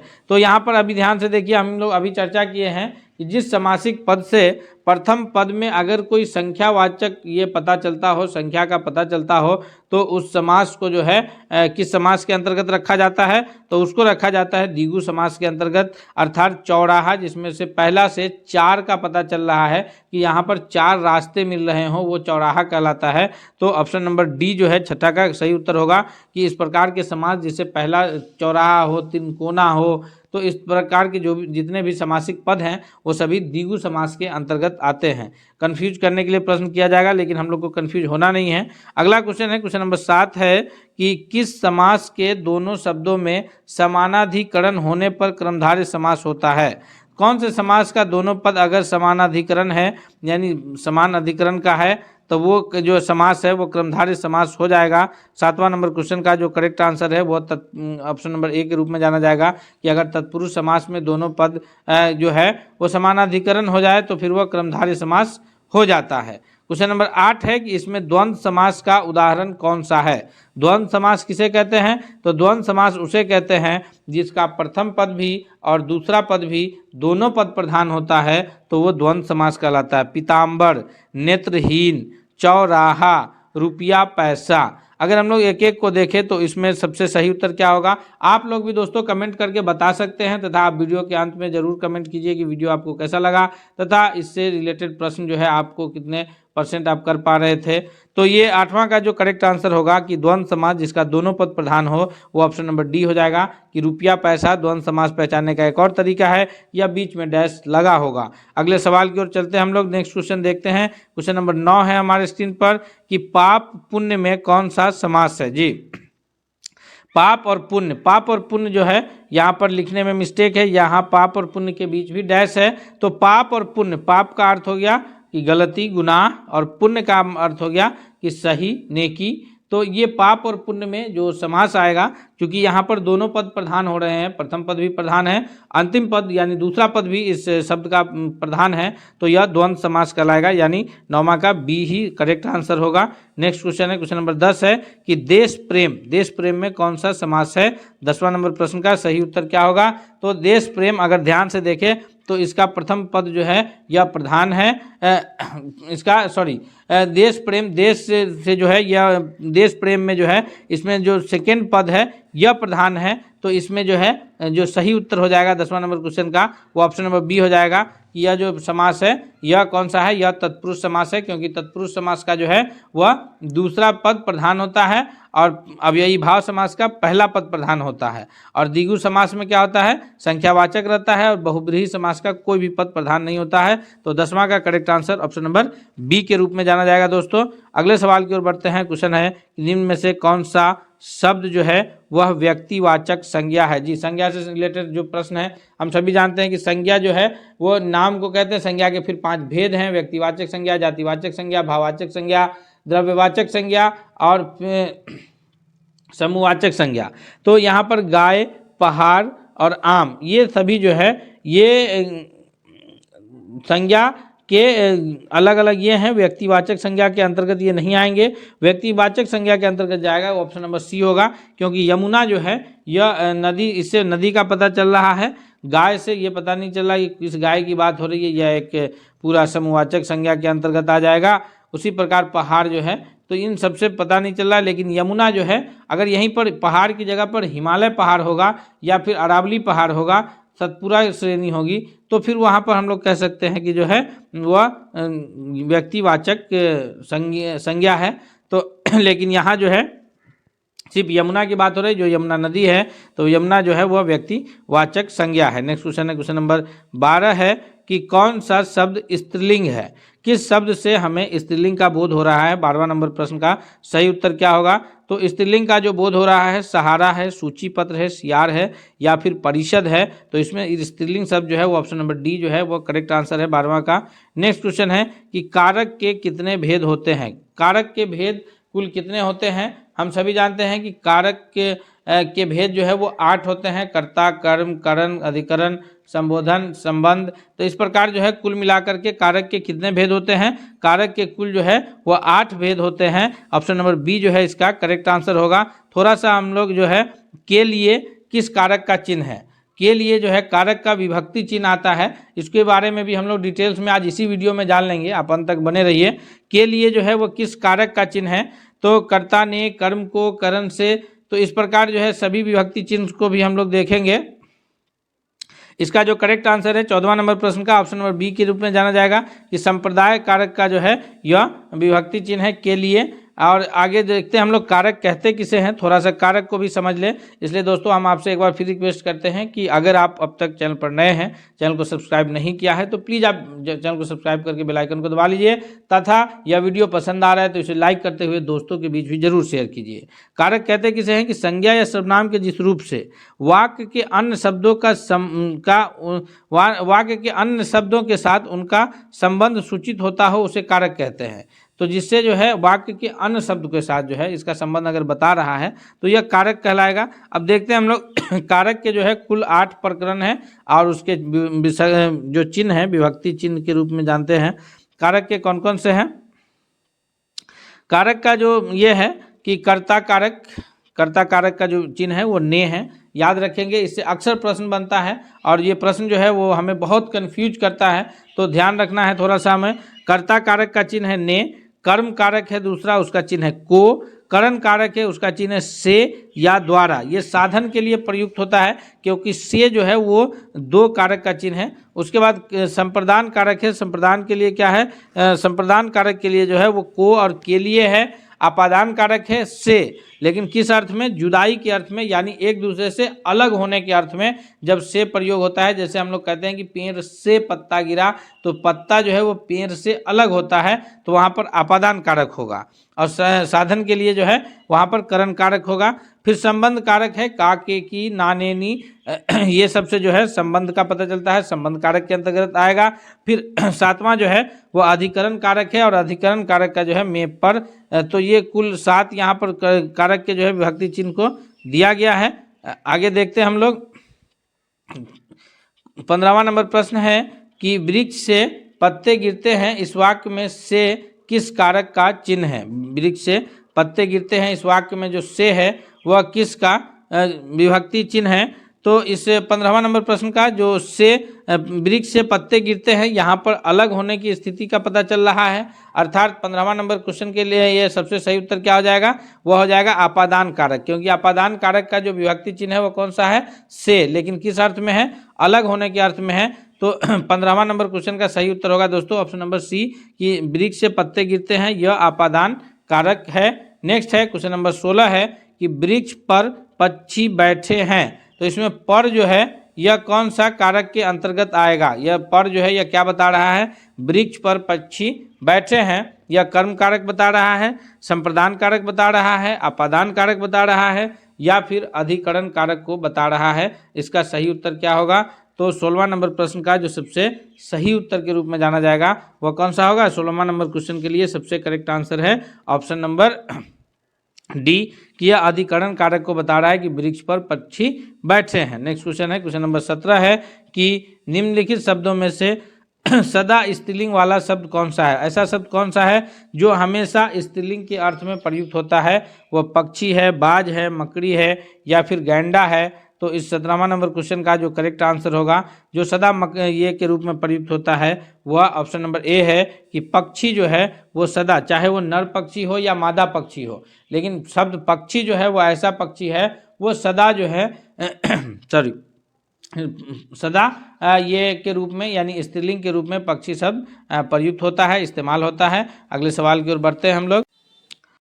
नेक्स्ट क्वेश्चन है हमारे स्क्रीन पर, देखते हैं 18वां नंबर प्रश्न क्या है। क्वेश्चन नंबर 18 है कि लिंग की दृष्टि से दही क्या है? यह प्रश्न जो है अक्सर कंफ्यूज करते हैं और यह प्रश्न आपको जो शुरू होता है 10th से लेकर के और ग्रेजुएशन लेवल तक में ये कन्फ्यूजन क्रिएट करता रहता है, इसलिए इस कन्फ्यूजन को आज ही दूर कर लीजिए। अगर परीक्षा में या इस प्रकार के प्रश्न बनते हैं तो फिर वहाँ आपको कन्फ्यूज होना नहीं है कि लिंग की दृष्टि से दही जो है वह स्त्रीलिंग है, पुल्लिंग है या फिर नपुंसक लिंग है या उभय लिंग है। चूँकि 4 प्रकार के लिंग के बारे में हम लोग पढ़ते हैं व्याकरण में, एक तो स्त्रीलिंग, पुल्लिंग, और जिससे मेल फीमेल का पता चले, फीमेल के लिए स्त्रीलिंग, मेल के लिए पुल्लिंग, और फिर जो है नपुंसक लिंग और उभय लिंग। तो ये 4 प्रकार के हम लोग लिंग को पढ़ते हैं। इसका 18वां का जो करेक्ट आंसर है वो ऑप्शन नंबर बी है कि दही जो है वह पुल्लिंग होता है, यानी ऑप्शन नंबर बी जो है सबसे सही उत्तर होगा। नेक्स्ट क्वेश्चन है, क्वेश्चन नंबर 19 है कि निम्नलिखित में से कौन सा शब्द स्त्रीलिंग है, यानी किस शब्द से स्त्रीलिंग होने का बोध हो रहा है। उत्साह, चक्रव्यूह, मृत्यु और संकल्प, इनमें से किस शब्द के द्वारा जो है ये पता चल रहा है कि वह शब्द जो है वह स्त्रीलिंग है। 19वां नंबर प्रश्न का सबसे सही उत्तर के रूप में जाना जाएगा दोस्तों कि मृत्यु जो है वह इससे स्त्रीलिंग शब्द होने का पता चल रहा है, अर्थात 19वां नंबर क्वेश्चन का correct answer option number C के रूप में जाना जाएगा। दोस्तों हिंदी से संबंधित हम लोग सभी महत्वपूर्ण प्रश्न जो व्याकरण से संबंधित होंगे तथा हिंदी की पुस्तकों से जो संबंधित होंगे उसे भी हम लोग एक एक करके देखेंगे। आप हमारे चैनल के साथ बने रहिए, चैनल को सब्सक्राइब करके बेल आइकन को दबा लीजिए ताकि कोई भी अपडेट्स आएगा तो आपको सबसे पहले मिल जाएगा। अगले सवाल की ओर बढ़ते हैं। क्वेश्चन नंबर 20 है कि निम्न वाक्यों में से किस वाक्य में सर्वनाम का अशुद्ध रूप प्रयोग हुआ है। तो सर्वनाम कहते किसको हैं, सर्वनाम कहते हैं कि जो संज्ञा के स्थान पर प्रयुक्त होने वाले शब्द जो है वो सर्वनाम के रूप में जाने जाते हैं। इन सभी वाक्यों को पढ़ना है और इसमें देखना है कि कौन से वाक्य में जो है अशुद्ध रूप का प्रयोग है।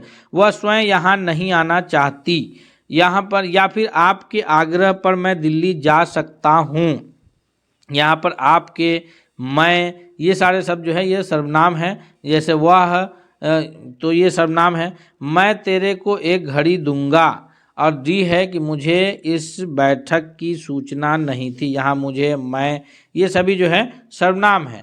लेकिन अगर हम लोग इसमें देखें ध्यान से कि कौन से सर्वनाम में जो है वाक्य में सर्वनाम का अशुद्ध रूप प्रयोग है, तो मैं तेरे को, तो यहाँ पर मैं तो सर्वनाम का शुद्ध रूप भी है, लेकिन तेरे यह कोई सर्वनाम नहीं है व्याकरण के हिसाब से, अर्थात करेक्ट आंसर जो अशुद्ध रूप वाला ये सर्वनाम प्रयुक्त हुआ है वो ऑप्शन नंबर सी जाना जाएगा कि मैं तेरे को एक घड़ी दूंगा, यह करेक्ट आंसर है।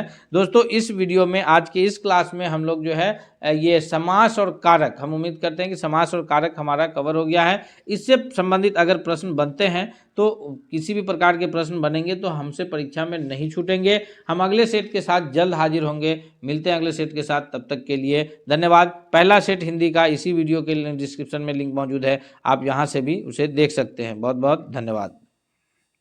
थी या पाटलिपुत्र थी, चंपा थी, या फिर गिरिब्रिज या राजगिरी या फिर वैशाली थी। तो मगध साम्राज्य जो है 16 महाजनपदों में से सबसे शक्तिशाली महाजनपद के रूप में था और वहाँ जो है सबसे पहले हर्यक वंश का शासन प्रारंभ हुआ था। और हर्यक वंश के शासन में जो है ये जो थे वो कौन थे, तो हर्यक वंश के शासन में पहला जो ये था वो, उसकी राजधानी जो थी वो राजगिरी थी और शासक जो हुए थे वो बिंबिसार हुए थे। यानी ऑप्शन नंबर 1 का जो है वो करेक्ट आंसर जो है ऑप्शन नंबर सी होगा कि प्रथम राजधानी जो है वो गिरिब्रिज राजगिरी है। पाटलिपुत्र उसके बाद राजधानी जो बनती है तो उसे उद्ययन के द्वारा जो है ये राजधानी वहाँ हस्तांतरित किया जाता है। अगले सवाल की ओर बढ़ते हैं। क्वेश्चन नंबर दूसरा है कि प्रथम जैन संगीति का आयोजन किसके शासन काल में हुआ था। प्रथम जैन संगीति का जो आयोजन हुआ है पाटलिपुत्र में वह किनके शासन काल में हुआ है। दूसरा का चंद्रगुप्त मौर्य हैं, अजातशत्रु हैं, कनिष्क हैं या फिर अशोक हैं। तो ऑप्शन नंबर ए के रूप में जो है दूसरा नंबर क्वेश्चन का सही उत्तर जाना जाएगा। नेक्स्ट क्वेश्चन है, क्वेश्चन नंबर तीसरा है कि गौतम बुद्ध को, भगवान बुद्ध को किस नदी के किनारे जो है वह ज्ञान की प्राप्ति हुई थी।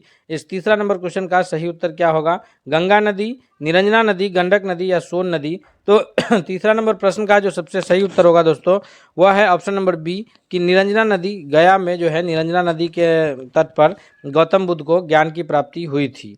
हम लोग एक एक महत्वपूर्ण प्रश्नों को सभी को देखेंगे, इसलिए आपसे रिक्वेस्ट करते हैं कि अगर आप अब तक चैनल पर नए हैं तो प्लीज़ आप चैनल को सब्सक्राइब करके बेल आइकन को जरूर दबा लीजिएगा ताकि कोई भी अपडेट्स आए तो सबसे पहले आप तक पहुँचे। अगले सवाल की ओर बढ़ते हैं, देखते हैं अगला क्वेश्चन क्या है। क्वेश्चन नंबर चौथा है कि महाभारत तथा पुराणों के अनुसार मगध का जो सर्वप्रथम राजवंश है वो कौन सा है।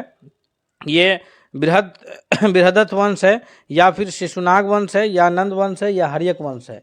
चौथा नंबर प्रश्न का जो करेक्ट आंसर होगा कि वैसे तो इतिहासकारों में बहुत सारे इतिहासकारों ने जो है हर्यक वंश को प्रथम वंश के रूप में माना है, लेकिन महाभारत तथा पुराणों के अनुसार जो मगध वंश का प्रथम राजवंश पूछा जा रहा है, तो यहाँ पर जो करेक्ट आंसर होगा वो ऑप्शन नंबर ए के रूप में जाना जाएगा कि महाभारत तथा पुराण के अनुसार जो मगध का प्रथम जो सर्वप्रथम राजवंश है वो बृहदत्त वंश है, यानी ऑप्शन नंबर ए जो है चौथा नंबर प्रश्न का सबसे सही उत्तर है। नेक्स्ट क्वेश्चन है, क्वेश्चन नंबर 5 है कि मगध साम्राज्य का वास्तविक संस्थापक किसे माना जाता है? ये बृहदत्त तथा जरासंध को, या फिर महापद्मनंद को, या बिंबिसार को, या फिर शिशुनाग को। तो इसका जो सही उत्तर होगा कि मगध वंश का जो वास्तविक संस्थापक के रूप में जाने जाएंगे वो हर्यक वंश के संस्थापक, यानी ऑप्शन नंबर सी बिंबिसार जो है, जो हर्यक वंश के संस्थापक थे, उन्हें मगध साम्राज्य के वास्तविक संस्थापक के रूप में जाना जाता है। शिशुनाग वंश की स्थापना शिशुनाग के द्वारा की गई, महापद्मनंद के द्वारा जो है नंद वंश की स्थापना किया गया है। याद रखेंगे हम लोग। अगले सवाल की ओर बढ़ते हैं। क्वेश्चन नंबर 6 है कि बिंबिसार नंबर 6 में है कि बिंबिसार ने बृहदत्त को पराजित कर कौन सा राज्य जीता था? यह अंग जीता था, कौशल जीता था, वज्जी जीता था, या फिर अवंती जीता था। 6 नंबर प्रश्न का सही उत्तर क्या है? तो बिंबिसार ने बृहदत्त को पराजित करके ब्रह्मदत्त को पराजित करके जो राज्य उन्होंने जीता था वह ये अंग महाजनपद को ऑप्शन नंबर ए के रूप में जो है 6 नंबर प्रश्न का सही उत्तर क्या जाना जाएगा? ऑप्शन नंबर ए की अंग महाजनपद को जो है बिंबिसार ने ब्रह्मदत्त को पराजित करके जीता था। अगले सवाल की ओर बढ़ते हैं, देखते हैं नेक्स्ट क्वेश्चन क्या है। क्वेश्चन नंबर 7 है कि अजात शत्रु के किस राज्य के साथ युद्ध में प्रथम बार रथ मूसल तथा महाशिला कंटक का प्रयोग किया था? ये दो जो प्रमुख हथियार है, रथ मूसल तथा महाशिला कंटक, तो ये अजात शत्रु के द्वारा जो है किस युद्ध में प्रयुक्त किया गया था? अंग में, कौशल में, लिखवी में, या उपयुक्त में से कोई नहीं। 7वां नंबर प्रश्न का सही उत्तर क्या होगा? तो अजात शत्रु जो कि हर्यक वंश के शासक है, बिंबिसार के पुत्र हैं, बिंबिसार की हत्या करके ये शासन स्थापित किए थे, तो इनके द्वारा जो रथ मूसल तथा महाशिला कंटक का प्रयोग किया गया है यह अंग के विरुद्ध, यानी ऑप्शन नंबर ए जो है वह करेक्ट आंसर होगा 7वां नंबर प्रश्न के लिए। नेक्स्ट क्वेश्चन है, क्वेश्चन नंबर 8 है कि हर्यक वंश के अंतिम शासक कौन हुए हैं? जी 8वां नंबर प्रश्न का सही उत्तर क्या है? उदयन है, या फिर अनिरुद्ध है, नागदशक है, या मुंडक है। इसका सही उत्तर है 8वां नंबर प्रश्न का कि नागदशक जो है ये हर्यक वंश के अंतिम शासक हुए हैं। हर्यक वंश के शासक उदयन जो है, जो अजातशत्रु के पुत्र हैं, इन्होंने ही पाटलिपुत्र को राजधानी बनाया था। राजधानी को राजगिरी से स्थानांतरण करके पाटलिपुत्र ले जाने का कार्य जो है यह उदयन के द्वारा किया गया है। अगले सवाल की ओर बढ़ते हैं। नेक्स्ट क्वेश्चन देखते हैं कौन सा है। क्वेश्चन नंबर 9 है कि हर्यक वंश के उपरांत मगध पर किस वंश की सत्ता स्थापित हुई थी? यानी हर्यक वंश का जब शासन समाप्त हुआ तो उसके बाद मगध साम्राज्य पर किस वंश की शासन की शुरुआत होती है? जी शिशुनाग वंश है, नंद वंश है, या फिर मौर्य वंश है। तो इसका जो करेक्ट आंसर है कि हर्यक वंश के पश्चात जो है वो शासन शुरू हुआ है। 9वां नंबर क्वेश्चन का ऑप्शन नंबर ए कि शिशुनाग के द्वारा जो है शिशुनाग वंश की स्थापना की गई। उसके बाद जो है महापद्मनंद के द्वारा जो है नंद वंश की स्थापना की जाती है शिशुनाग वंश के पश्चात, और फिर जो है नंद वंश के पश्चात चंद्रगुप्त मौर्य के द्वारा जो है इनके सहयोग से, कौटिल्य के सहयोग से जो है ये मौर्य वंश की स्थापना होती है। तो अगर सीरियल पूछे तो सबसे पहले हर्यक वंश, फिर शिशुनाग वंश, फिर नंद वंश, फिर मौर्य वंश। तो इस प्रकार से मगध साम्राज्य के ये सीरियल में एक दूसरे के बाद जो है शासन स्थापित हुआ है। नेक्स्ट क्वेश्चन है, क्वेश्चन नंबर 10 है कि किस शासक ने पाटलिपुत्र को पुनः राजधानी बनाया, तब से मगध साम्राज्य की राजधानी पाटलिपुत्र रही? 10वां का करेक्ट आंसर क्या है? नागदशक, धनानंद, कौशल, महापद्मनंद। तो भारत में ये मगध साम्राज्य की राजधानी राजगीर से ये पहले पाटलिपुत्र बनाया गया उदयन के द्वारा, फिर राजधानी को स्थानांतरण करके वैशाली लाया गया, फिर उसके बाद जो है राजधानी को पाटलिपुत्र ले जाया गया, और उसके पश्चात जब राजधानी पाटलिपुत्र गया तो फिर राजधानी जो है पाटलिपुत्र से कभी उसके बाद स्थानांतरित नहीं हुआ, तब से लगातार राजधानी जो है वो पाटलिपुत्र रहा।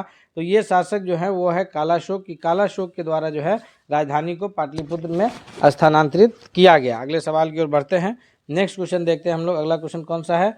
तो अगला प्रश्न है दोस्तों, क्वेश्चन नंबर 11 है कि यूनानी दूत मेगास्थनीज किसके दरबार में पाटलिपुत्र आया था? यूनानी दूत जो मेगास्थनीज है, यह 11वां नंबर प्रश्न का सही उत्तर क्या होगा? तो 11वां का जो करेक्ट आंसर है वो यूनानी मेगास्थनीज जो है ये यूनान के शासक सेल्यूकस निकेटर का राजदूत था, जो चंद्रगुप्त मौर्य के दरबार में आया था पाटलिपुत्र में। यानी 11वां का जो करेक्ट आंसर है वो ऑप्शन नंबर डी के रूप में आंसर जाना जाएगा कि चंद्रगुप्त मौर्य के दरबार में यूनानी दूत मेगास्थनीज आए थे। नेक्स्ट क्वेश्चन की ओर बढ़ते हैं। अगला प्रश्न क्वेश्चन नंबर 12 है कि चंद्रगुप्त मौर्य के दरबार में मेगास्थनीज को भेजने वाले शासक कौन थे? जी, यह सिकंदर महान है, या फिर सेल्यूकस निकेटर है, या डेमिट्रियस है, या फिर डिमोक्लिस है। इसका सही उत्तर क्या होगा? तो 12वां नंबर प्रश्न का जो सबसे करेक्ट आंसर है वह है ऑप्शन नंबर बी कि सेल्यूकस निकेटर के राजदूत के रूप में जो है चंद्रगुप्त मौर्य पटना आए थे। यानी ऑप्शन नंबर बी जो है इसका सबसे सही उत्तर। अगले क्वेश्चन की ओर बढ़ते हैं, देखते हैं नेक्स्ट क्वेश्चन कौन सा है। क्वेश्चन नंबर 12 के बाद क्वेश्चन नंबर 13 है कि किस शासक के शासनकाल के समय मगध पर 12 वर्षों तक भीषण अकाल पड़ा था? जी, अशोक के शासनकाल के समय, या फिर उदयन के, या अजातशत्रु के, या फिर चंद्रगुप्त मौर्य के शासनकाल के समय। तो मगध पर जो भीषण 12 वर्षों का अकाल पड़ा था वह पड़ा था ये मौर्य वंश के संस्थापक चंद्रगुप्त मौर्य के समय। ऑप्शन नंबर डी जो है करेक्ट आंसर होगा। और इसी कारण जो है चंद्रगुप्त मौर्य ये बाद में जो है जैन ये हो जाते हैं, जैन धर्म को अपनाते हैं, और फिर उसके पश्चात जो है ये श्रवण बेलगोला चले जाते हैं और वहीं से लेखना विधि से ये प्राण त्याग करते हैं। 13वां नंबर क्वेश्चन का जो करेक्ट आंसर है वो ऑप्शन नंबर डी है। नेक्स्ट क्वेश्चन की ओर बढ़ते हैं। क्वेश्चन नंबर 14 है कि चंद्रगुप्त मौर्य का प्रधानमंत्री कौन था? चंद्रगुप्त मौर्य के जो प्रधानमंत्री हैं वो चाणक्य हैं, या फिर तीवर हैं, या मेगास्थनीज हैं, या भद्रबाहु है। तो भद्रबाहु के साथ तो चंद्रगुप्त मौर्य जो है वो श्रवण बेलगोला जाते हैं। ये चंद्रगुप्त मौर्य ने जो प्रधानमंत्री के रूप में नियुक्त किया था वह कौटिल्य अर्थात चाणक्य को नियुक्त किया था, जिनका अन्य नाम जो है विष्णुगुप्त भी है। 3 नाम से जाने जाते हैं, कौटिल्य, चाणक्य या फिर विष्णुगुप्त के नाम से जाने जाते हैं। इन्होंने एक पुस्तक की भी रचना की है जो अर्थशास्त्र के रूप के नाम से जाना जाता है। याद रखेंगे हम लोग कि चंद्रगुप्त मौर्य ने प्रधानमंत्री के रूप में चाणक्य को नियुक्त किया था, जिनका अन्य नाम विष्णुगुप्त और कौटिल्य है, और इन्होंने एक पुस्तक की रचना की है जिसका नाम अर्थशास्त्र है। और अर्थशास्त्र जो है जो चाणक्य की पुस्तक है वो 15 अधिकरणों में विभक्त है। इस प्रकार के प्रश्न कोई भी बने लेकिन हमसे छूटना नहीं चाहिए, इसलिए आप अगर अब तक चैनल पर नए हैं तो प्लीज़ चैनल को जरूर सब्सक्राइब करके बेल आइकन को दबा लीजिए। क्वेश्चन नंबर 15 है कि किससे मुक्ति दिलाने के कारण चंद्रगुप्त मौर्य को भारत का मुक्तिदाता कहा जाता है?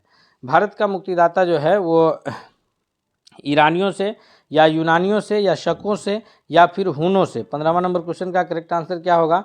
तो 15वां नंबर प्रश्न का जो सबसे सही उत्तर होगा दोस्तों वह है ऑप्शन नंबर बी की यूनानियों से मुक्ति दिलाने के कारण जो है चंद्रगुप्त मौर्य को भारत का मुक्तिदाता के रूप में कहा जाता है। नेक्स्ट क्वेश्चन की ओर बढ़ते हैं हम लोग, देखते हैं अगला प्रश्न कौन है। क्वेश्चन नंबर 16 है कि वह स्रोत जिसमें पाटलिपुत्र के प्रशासन का वर्णन उपलब्ध है वह स्रोत कौन सा है? दिव्यदान है, अर्थशास्त्र है, इंदिका है, या फिर अशोक का शिलालेख है? जी, 16वां नंबर क्वेश्चन का सही उत्तर क्या है?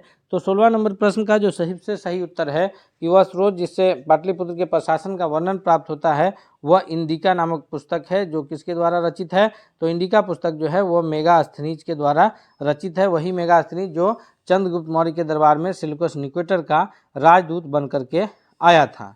अगले सवाल की ओर बढ़ते हैं। क्वेश्चन नंबर 17 है कि नंद वंश के पश्चात मगध पर किस वंश का शासन स्थापित होता है? तो हम लोग इस पर पीछे चर्चा कर चुके हैं कि हर्यक वंश के बाद शिशुनाग वंश के बाद नंद वंश, और नंद वंश के बाद जो है मौर्य वंश है। यानी ऑप्शन नंबर ए 17वां का करेक्ट आंसर होगा। नेक्स्ट क्वेश्चन है, क्वेश्चन नंबर 18 है कि मेगास्थनीज जो सेल्यूकस निकेटर का राजदूत था और ये यूनानी शासक था सेल्यूकस निकेटर, और चंद्रगुप्त मौर्य के दरबार में आया, उनके द्वारा रचित पुस्तक का नाम क्या है? तो उनके द्वारा जो रचित पुस्तक है 18वां का correct answer option number A है कि इंडिका जो है उनके द्वारा रचित पुस्तक है। अर्थशास्त्र जो है यह कौटिल्य के द्वारा रचित पुस्तक है। ऋग्वेद जो है यह वेदों में सबसे पुराना वेद है। अगले सवाल की ओर बढ़ते हैं हम लोग, देखते हैं क्वेश्चन नंबर 19 कि अर्थशास्त्र के लेखक, तो अर्थशास्त्र के लेखक जो है वो कौटिल्य हैं। तो इसमें भी हम लोग देर नहीं करेंगे, ऑप्शन नंबर बी करते हुए आगे बढ़ेंगे। दोस्तों अगर आप लोग कर पा रहे हैं उत्तर हमसे पहले तो आप कमेंट करके जरूर बताते चलिएगा। क्वेश्चन नंबर 20 है कि पाटलिपुत्र की शासन व्यवस्था का विस्तृत वर्णन किस विदेशी यात्री के यात्रा वृत्तांत से मिलता है? जी, पाटलिपुत्र के जो शासन व्यवस्था का ये विवरण है यह स्ट्रैबो से मिलता है, फाहियान से मिलता है, मेगास्थनीज से मिलता है, या फिर युआन च्वांग से मिलता है। तो इसका करेक्ट आंसर क्या है 20वां नंबर क्वेश्चन का? 20वां नंबर क्वेश्चन का जो सही उत्तर है ऑप्शन नंबर सी है कि पाटलिपुत्र की शासन व्यवस्था का जो विस्तृत वर्णन हमें प्राप्त होता है वह फाहियान के ये से मिलता है, यानी option number B correct answer है। क्वेश्चन नंबर 21 है, चंद्रगुप्त मौर्य के उपरांत मौर्य साम्राज्य का शासक कौन बना? जी, तो चंद्रगुप्त मौर्य के पश्चात जो है वो अशोक शासक बनते हैं, या फिर बिंबिसार बनते हैं, या बिंदुसार बनते हैं, या तीवर। तो बिंबिसार जो है ये तो हर्यक वंश के संस्थापक के रूप में माने जाते हैं। चंद्रगुप्त मौर्य के पश्चात जो है उनके पुत्र बिंदुसार, याद रखेंगे नाम मिलता जुलता है तो कंफ्यूज नहीं होना है। बिंदुसार जो है वो शासक बनते हैं मौर्य वंश के, और बिंदुसार के बाद जो है उनके पुत्र अशोक जो है वो शासक बनते हैं। तो याद रखेंगे हम लोग किसके बाद कौन है, तो सबसे पहले हैं मौर्य वंश में चंद्रगुप्त मौर्य के बाद है बिंदुसार के बाद है अशोक। अगले सवाल की ओर बढ़ते हैं कि अशोक के द्वारा अपने पड़ोसियों के साथ मैत्रीपूर्ण संबंधों का उल्लेख कहाँ से मिलता है? यानी उनके पड़ोसियों से उनका मैत्रीपूर्ण संबंध था, इस बात का उल्लेख जो है किस ये से मिलता है, किस शिलालेख से मिलता है, किस अभिलेख से मिलता है? तो यह साहब गढ़ी अभिलेख से मिलता है, या ब्रह्मगिरी अभिलेख से, या शिलालेख 13 से, या सोपरा अभिलेख से। तो 22वां नंबर प्रश्न का सबसे सही उत्तर ऑप्शन नंबर सी है कि जो ये अशोक के द्वारा अपने पड़ोसियों के साथ मैत्रीपूर्ण संबंध का जो उल्लेख मिलता है यह शिलालेख 13 में मिलता है। सी आंसर सबसे करेक्ट है। क्वेश्चन नंबर 23 है कि तृतीय बौद्ध संगीति की अध्यक्षता किसने की थी? जी, तृतीय बौद्ध संगीति किनके द्वारा अध्यक्षता किया गया था? ये मोगली पुत्र तीस है, या फिर पिलंगवत्स है, या महाकश्यप है, या फिर वसुमित्र है। इसका सही उत्तर क्या होगा? तो 23वां नंबर प्रश्न का जो सबसे करेक्ट आंसर के रूप में उत्तर जाना जाएगा यह ऑप्शन नंबर 1 है कि मोगली पुत्र तीस जो है इन्होंने तृतीय बौद्ध संगीति की अध्यक्षता की है। प्रमुख रूप से 4 बौद्ध संगीतियाँ हुई है, प्रथम राजगीर में, दूसरा वैशाली में, तीसरा पाटलिपुत्र में, और चौथा जो है वो कश्मीर में हुआ है।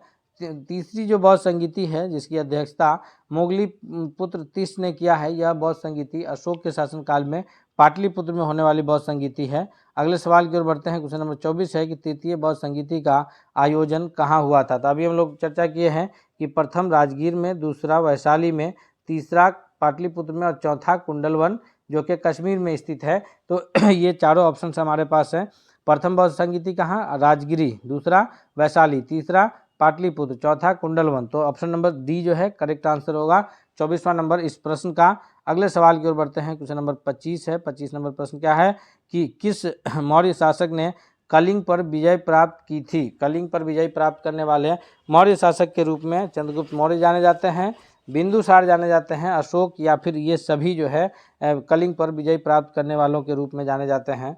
तो 25वां नंबर क्वेश्चन का जो सही उत्तर है दोस्तों वह है ऑप्शन नंबर सी के अशोक जो है वह कलिंग पर विजय प्राप्त करने वाले शासक के रूप में जाने जाते हैं। और यही विजय के बाद जो है अशोक ने ये धम्म की नीति को अपना लिया था, युद्ध विजय की नीति को विराम दिया था, और धम्म की नीति को अशोक अपना लिए थे। 25वां का सही उत्तर ऑप्शन नंबर सी है। नेक्स्ट सवाल है क्वेश्चन नंबर 26 है कि अशोक का धम्म क्या था? अशोक का जो ये धम्म की नीति है यह नैतिकता का आचार संहिता है, या फिर प्रशासनिक संहिता है, या युद्ध संहिता है, या उपयुक्त में से सभी है? तो अशोक की जो धम्म नीति है यह नैतिक आचार संहिता है, यानी ऑप्शन नंबर ए जो है वो करेक्ट आंसर है। नैतिकता के आधार पर जो है अशोक के नैतिक ये विचार बदले और युद्ध की नीति को त्याग दिए, और ये की नीति को जो है ये शुरू किए थे। अगला सवाल है क्वेश्चन नंबर 27 है कि मौर्य साम्राज्य का केंद्रीय न्यायालय कहाँ स्थित है? मौर्य साम्राज्य का जो केंद्रीय न्यायालय है यह स्वर्णगिरी में है, या पाटलिपुत्र में है, अवंती में है, या फिर वैशाली में है। जी, इसका सही उत्तर क्या होगा? तो 27वां नंबर प्रश्न के लिए जो सबसे करेक्ट आंसर के रूप में जाना जाएगा वह कौन सा है? तो 27वां नंबर प्रश्न का जो सबसे सही उत्तर दोस्तों वो ऑप्शन नंबर बी के रूप में जाना जाएगा कि मौर्य साम्राज्य के जो केंद्रीय न्यायालय का मुख्यालय है वह पाटलिपुत्र में स्थित है। अगले सवाल की ओर बढ़ते हैं। क्वेश्चन नंबर 28 है कि अशोक ने अपने धम्म यात्रा के अंतर्गत सर्वप्रथम किस जगह की यात्रा की? यानी अशोक ने जब कलिंग विजय के पश्चात जब धम्म की शुरुआत की तो इन्होंने सबसे पहले कहाँ की यात्रा की थी? लुम्बिनी की, कुशीनगर की, बोध गया की, या फिर वैशाली की? तो 28वां नंबर प्रश्न का जो सबसे सही उत्तर है वह है ऑप्शन नंबर सी कि अशोक ने जब धम्म नीति अपनाया तो सबसे पहले इन्होंने जो है या बोध गया की यात्रा की थी। नेक्स्ट क्वेश्चन की ओर बढ़ते हैं। क्वेश्चन नंबर 29 है कि अशोक के स्तंभ लेख बिहार के किस जिले से प्राप्त हुए हैं? बिहार के भागलपुर जिला से प्राप्त हुआ है, या फिर चंपारण जिला से, छपरा या कैमूर जिला से? जी 29वां नंबर क्वेश्चन का सही उत्तर क्या होगा? तो 29वां नंबर प्रश्न के लिए जो सबसे करेक्ट आंसर है दोस्तों, वह ऑप्शन नंबर बी के रूप में जाना जाएगा कि अशोक का जो स्तंभ लेख है वह बिहार के चंपारण जिले से प्राप्त हुआ है। जी अशोक का स्तंभ लेख कहाँ से प्राप्त हुआ है? तो बिहार के चंपारण जिले से। अगले क्वेश्चन की ओर चलते हैं। नेक्स्ट क्वेश्चन कौन सा है? क्वेश्चन नंबर 30 है कि बिहार में प्राप्त होने वाले अशोक के स्तंभालेख नहीं है। कौन सा स्तंभालेख जो है वो बिहार से प्राप्त नहीं होने वाले स्तंभालेख में है? वह लौरिया आर्यराज है, या फिर लौरिया नंदगढ़ है, या रुमनदेही अभिलेख है, या फिर ये रामपुरवा है? तो इस 30वां नंबर प्रश्न का जो करेक्ट आंसर है वह है ऑप्शन नंबर सी कि रुमनदेही जो है यह नहीं है। बाकी लौरिया आर्यराज, लौरिया नंदगढ़ और रामपुरवा ये सभी जो है बिहार से प्राप्त होने वाले अशोक के अभिलेख हैं। अगले सवाल की ओर बढ़ते हैं। क्वेश्चन नंबर 31 है कि किस शासक ने गया के निकट बराबर की पहाड़ियों में आजीविकों के लिए गुफा का निर्माण करवाया था? यह चंद्रगुप्त मौर्य ने करवाया था, या फिर दशरथ ने, अशोक ने, या बिंदुसार ने? तो इसका सही उत्तर क्या होगा? 31वां नंबर प्रश्न का जो सही उत्तर है वो ऑप्शन नंबर ए के रूप में जाना जाएगा कि 31वां नंबर क्वेश्चन का जो correct answer option number A के रूप में जाना जाएगा कि बराबर की पहाड़ियों में जो गुफाओं का निर्माण है वो चंद्रगुप्त मौर्य ने करवाया था। Option number A correct answer है। नेक्स्ट क्वेश्चन है 32 की गया के समीप नागार्जुनी पहाड़ी के प्रसिद्ध गोपी गुफा का निर्माण करवाया था। 32वां नंबर प्रश्न का सही उत्तर क्या होगा कि गोपी गुफा का निर्माण जो है यह कौन करवाए थे? अशोक, चंद्रगुप्त मौर्य, या फिर बिंदुसार, या दशरथ? तो 32 का correct answer option number D है कि दशरथ के द्वारा जो है यह कराया गया था, यानी ऑप्शन नंबर डी जो है इसका सबसे सही जवाब के रूप में जाना जाएगा। नेक्स्ट क्वेश्चन की ओर बढ़ते हैं। क्वेश्चन नंबर 33 है कि बिहार के किस स्थान से मौर्य काल में बने जैन तीर्थंकरों के लिए जो है प्रतिमा प्राप्त हुई है? बिहार के किस स्थान से मौर्य काल में बने जैन तीर्थंकरों की प्रतिमा प्राप्त हुई है? तो जैन के जो तीर्थंकर हैं ये उनमें से कौन से स्थान से प्राप्त हुई है? तो 33वां का सही उत्तर है ऑप्शन नंबर बी, यानी लोहानीपुर पटना से जो है यह प्राप्त हुई है। नेक्स्ट क्वेश्चन की ओर बढ़ते हैं दोस्तों। क्वेश्चन नंबर 34 है कि यूनानी दूत डिमोक्लिस का आगमन मगध के किस शासनकाल के दरबार में हुआ था? 34वां का सही उत्तर क्या है? ये यूनानी दूत डिमोक्लिस का जो आगमन है यह बिंदुसार के दरबार में हुआ है, अर्थात 34वां नंबर प्रश्न के लिए सही उत्तर क्या है?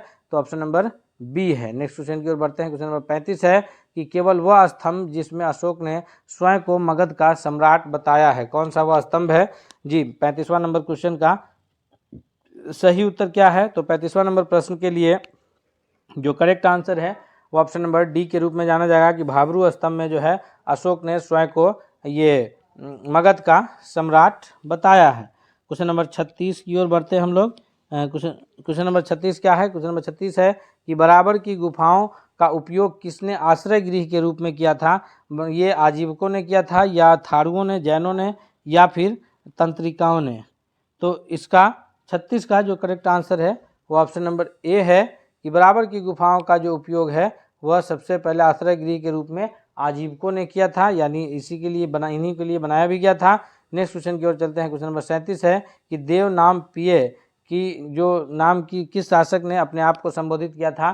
तो देव नाम प्रिय के जो रूप में जो संबोधन खुद को किए हैं वो सम्राट अशोक ने किए हैं, यानी ऑप्शन नंबर जो है बी करेक्ट आंसर होगा। दोस्तों हम लोग अभी एक एक प्रश्नों को देखेंगे, सभी महत्वपूर्ण प्रश्नों को, ताकि कोई भी प्रश्न किसी भी टॉपिक से आए तो छूटना नहीं चाहिए। आपसे इसलिए रिक्वेस्ट है कि अगर आप अब तक चैनल पर नए हैं तो प्लीज़ जरूर सब्सक्राइब कर लीजिएगा। क्वेश्चन नंबर 38 की ओर चलते हैं। 38 है कि अशोक के धम्म नीति की जानकारी कहाँ से मिलती है? जी 38वां नंबर क्वेश्चन का सही उत्तर क्या होगा कि अशोक के धम्म नीति की जो जानकारी है वो द्वितीय स्तंभालेख से मिलती है, या फिर 7वें शिलालेख से मिलती है, या फिर द्वादश शिलालेख से, या सभी? तो इसका करेक्ट आंसर है ऑप्शन नंबर डी के उपयुक्त सभी जगहों से जो है हमें अशोक के धम्म नीति के संबंधित जानकारियाँ प्राप्त होती है। क्वेश्चन नंबर 39 है कि मौर्य साम्राज्य के पतन में कौन सा कारण शामिल नहीं है? जी मौर्य साम्राज्य के पतन में विदेशी आक्रमण, अयोग्य शासक, आर्थिक संकट, या फिर प्रांतीय विद्रोह? 39वां नंबर क्वेश्चन का करेक्ट आंसर है कि शामिल नहीं, वो आर्थिक संकट है, यानी ऑप्शन नंबर सी के रूप में करेक्ट आंसर जाना जाएगा। क्वेश्चन नंबर 40 है कि मौर्य साम्राज्य के उपरांत मगध पर किस वंश का शासन स्थापित होता है? जी, मौर्य साम्राज्य के बाद जो है मगध पर वह कण्व वंश का होता है, शुंग वंश का होता है, सातवाहन का या फिर शक वंश का। तो 40वां नंबर क्वेश्चन का जो सबसे सही उत्तर है वो ऑप्शन नंबर सी है कि बी है, सॉरी, कि पुष्यमित्र शुंग के द्वारा मौर्य वंश के पश्चात जो है मौर्य साम्राज्य पर या मगध साम्राज्य पर शुंग वंश की शासन स्थापना होती है। इस प्रकार दोस्तों हम लोग 40 महत्वपूर्ण वीवीआई प्रश्न जो है जो बिहार से संबंधित है, प्राचीन बिहार से संबंधित प्रश्नों को देखा है। हम उम्मीद करते हैं दोस्तों कि यह वीडियो आपको बहुत पसंद आया होगा, इसलिए आपसे रिक्वेस्ट है कि अगर आप अब तक चैनल पर नए हैं तो सब्सक्राइब करके सब्सक्राइब कर लीजिए, साथ ही साथ बेल आइकन दबा लीजिए, वीडियो को लाइक करते हुए दोस्तों के भी शेयर कीजिए। हम एक सीरीज में जो है बिहार के प्राचीन, आधुनिक और भारतीय राष्ट्रीय आंदोलन में बिहार का योगदान से लेकर के भूगोल और नागरिक संबंधित सभी प्रश्नों को इसमें हम लोग कवर कर लेंगे। मिलते हैं अगले सेट के साथ, तब तक के लिए धन्यवाद। मातरम है या फिर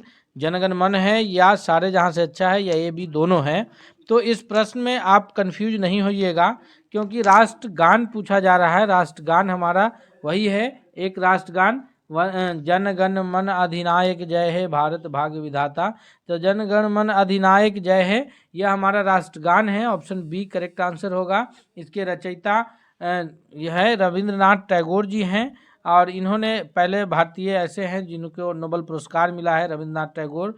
और इन्होंने अब जब भारत में स्वदेशी आंदोलन चल रहा था बंगाल विभाजन के पश्चात, तो उस वक्त एक ये और गाना लिखे थे, राष्ट्रगान, जो अभी बांग्लादेश का है, अमार सोनार बंगला। तो इनका एक ऐसे लेखक है जिनका लिखा हुआ गान जो है दो राष्ट्रों का राष्ट्रगान है, हमारा जन गण मन अधिनायक जय है राष्ट्रगान, जिसके रचयिता कौन है? रविंद्रनाथ टैगोर जी हैं। सवाल नंबर दूसरा है हमारे स्क्रीन पर कि भारत में सबसे ऊंचा बांध, भाखड़ा बांध जो है वो किस नदी पर बना है? तो भारत का जो सबसे ऊंचा बांध है भाखड़ा नंगल बांध के नाम से हम लोग जानते हैं। यह बांध जो है सिंधु की सहायक नदी सतलुज, कौन नदी पर है? सतलुज नदी पर है। ऑप्शन बी करेक्ट आंसर होगा। सतलुज नदी जो है यह मानसरोवर झील के पास से निकलती है और फिर भारत से बहते हुए सिंधु में मिल जाती है, यानी यह सिंधु की सहायक नदी है और इसी पर भाखड़ा नंगल बांध बना है। अगले प्रश्न की ओर बढ़ते हैं। सवाल नंबर तीसरा है हमारे स्क्रीन पर कि भारत और चीन के बीच कौन सी सीमा रेखा का निर्धारण करने का कार्य करती है? तो भारत और चीन के बीच अगर हम लोग सीमा रेखा के निर्धारण की बात करें तो वह है ये मैकमोहन लाइन। मैकमोहन लाइन के द्वारा भारत और चीन के बीच सीमा रेखा खींचा गया है। भारत पाकिस्तान के बीच जो है पाक से भारत का जो है वो रेड क्लिफ लाइन है, क्योंकि सर जॉन रेड क्लिफ की अध्यक्षता में रेखा खींची गई थी। और पाकिस्तान अफगानिस्तान, चूँकि वर्तमान में अब पाकिस्तान हो गया है, इसलिए पाकिस्तान और अफगानिस्तान के बीच जो है वो डूरंड लाइन खींचा गया है। हालांकि पहले अफगानिस्तान और भारत के बीच डूरंड लाइन था स्वतंत्रता से पूर्व, क्योंकि उस वक्त पाकिस्तान नाम का कोई देश, कोई राष्ट्र अस्तित्व में नहीं था। अगले प्रश्न की ओर बढ़ते हैं। सवाल नंबर चौथा है, इसका पढ़ेंगे इससे पहले हम आपसे रिक्वेस्ट करते हैं कि दोस्तों अगर आप हमारे चैनल पर नए हैं तो प्लीज़ चैनल को जरूर सब्सक्राइब कर लीजिए, ताकि अगला कोई भी अपडेट्स आएगा तो आप तक सबसे पहले पहुंचेगा। और साथ ही साथ अगर यह वीडियो आपको लाभकारी साबित हो रहा है, आपको पसंद आ रहा है, तो अपना एक लाइक इस वीडियो को जरूर दीजिएगा। सवाल है कि भारत का सबसे सर्वोच्च चोटी कौन सा है? जी, कंफ्यूज नहीं होइएगा। भारत की जो सबसे सर्वोच्च चोटी है वह काराकोरम श्रेणी की, यानी K2 श्रेणी की Godwin Austen, option C correct answer होगा। लेकिन अगर ये प्रश्न बने कि भारत की सबसे ऊंची, हिमालय की सबसे ऊंची चोटी जो भारत में स्थित हो, क्या प्रश्न क्या बनेगा कि हिमालय की सबसे ऊंची चोटी जो भारत में स्थित हो, तो कंचनजंगा, क्योंकि हिमालय की सबसे ऊंची चोटी क्या दुनिया की सबसे ऊंची चोटी है, हिमालय की चोटी, जिसको हम लोग एवरेस्ट के नाम से जानते हैं। और एवरेस्ट को नेपाल में सागर माथा कहा जाता है। अभी हम लोग भारत की चोटी कह रहे हैं, तो भारत की सबसे ऊंची चोटी कौन है? गाडविन ऑस्टिन, काराकोरम श्रेणी की। और हिमालय में भारत की सबसे ऊंची चोटी कौन है? तो कंचनजंगा है। तो इसको हम लोग याद रखेंगे। अगले प्रश्न की ओर बढ़ते हैं। सवाल नंबर 5वां है हमारे प्रश्न स्क्रीन पर कि अरावली पर्वत का जो ये है अरावली पर्वत का जो सर्वोच्च शिखर है उसको किस नाम से जाना जाता है? जी हाँ, अरावली जो है वह प्राचीनतम पर्वतमालाओं में से एक है। यह भारत के ये राजस्थान, हरियाणा राज्यों में स्थित है अरावली की श्रेणी। तो अरावली पर्वत श्रेणी की जो सर्वोच्च शिखर है उसको गुरु शिखर के नाम से जानते हैं।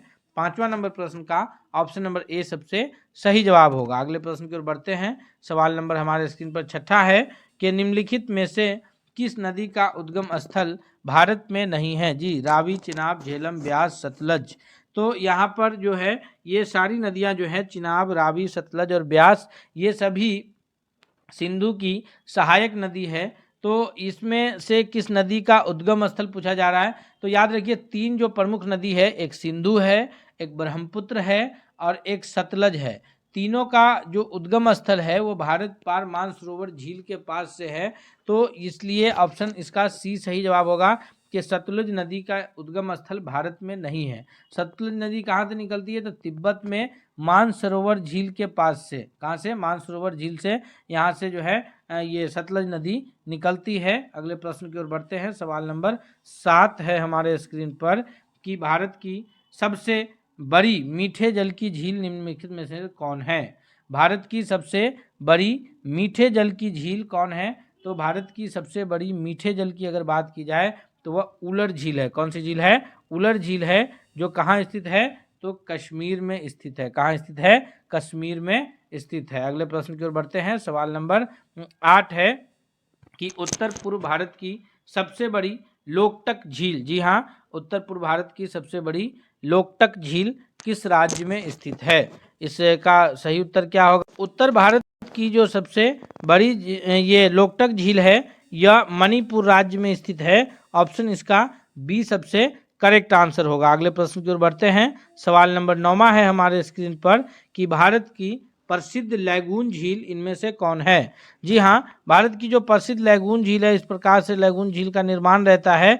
तो ये लैगून झील चिल्का झील के नाम से हम लोग जानते हैं। ऑप्शन बी 9वां नंबर प्रश्न के लिए सबसे सही। प्रश्न की ओर बढ़ते हैं। सवाल नंबर 10 है कि भारत में प्रथम बहुउद्देशीय नदी घाटी परियोजना का निर्माण इनमें से किस नदी पर किया गया था? तो भारत की जो प्रथम बहुउद्देशीय नदी घाटी परियोजना का इस्तेमाल जब गोदावरी नदी पर किया गया या दामोदर नदी पर किया गया या कावेरी पर या कोयना पर, तो सही उत्तर ऑप्शन नंबर सी होगा कि यह दामोदर नदी पर किया गया था। और पंडित जवाहरलाल नेहरू उस वक्त भारत के प्रथम प्रधानमंत्री थे और भारत के प्रधानमंत्री वर्तमान में उस वक्त पंडित जवाहरलाल नेहरू ही थे। उन्होंने इस परियोजना को आधुनिक भारत का मंदिर कहा था।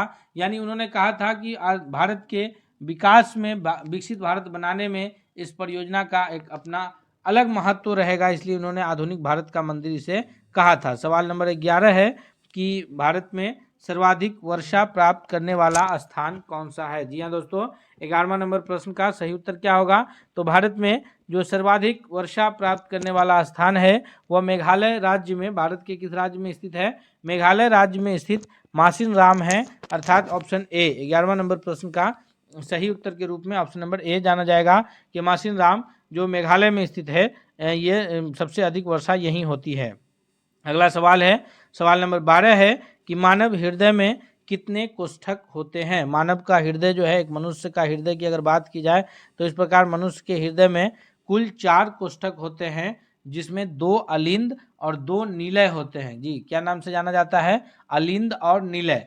दाहिना साइड में दायां अलिंद, दायां निलय, बायां साइड में बायां अलिंद, बायां निलय। इस प्रकार मानव के हृदय में, मनुष्य के हृदय में, हार्ट में 4 ये वेशम होते हैं, 4 कोष्ठक होते हैं। ऑप्शन सी सही जवाब है। सवाल नंबर 13 है कि स्वस्थ मनुष्य का रक्तचाप यानी ब्लड प्रेशर कितना होता है? तो एक स्वस्थ मनुष्य के लिए जो है 120 डायलोस्टिक बाई 80 सिस्लोस्टिक जो है रक्तचाप होता है। यह हम सभी जानते हैं, एक बहुत आम प्रश्न है। ऑप्शन ए इसका करेक्ट आंसर होगा।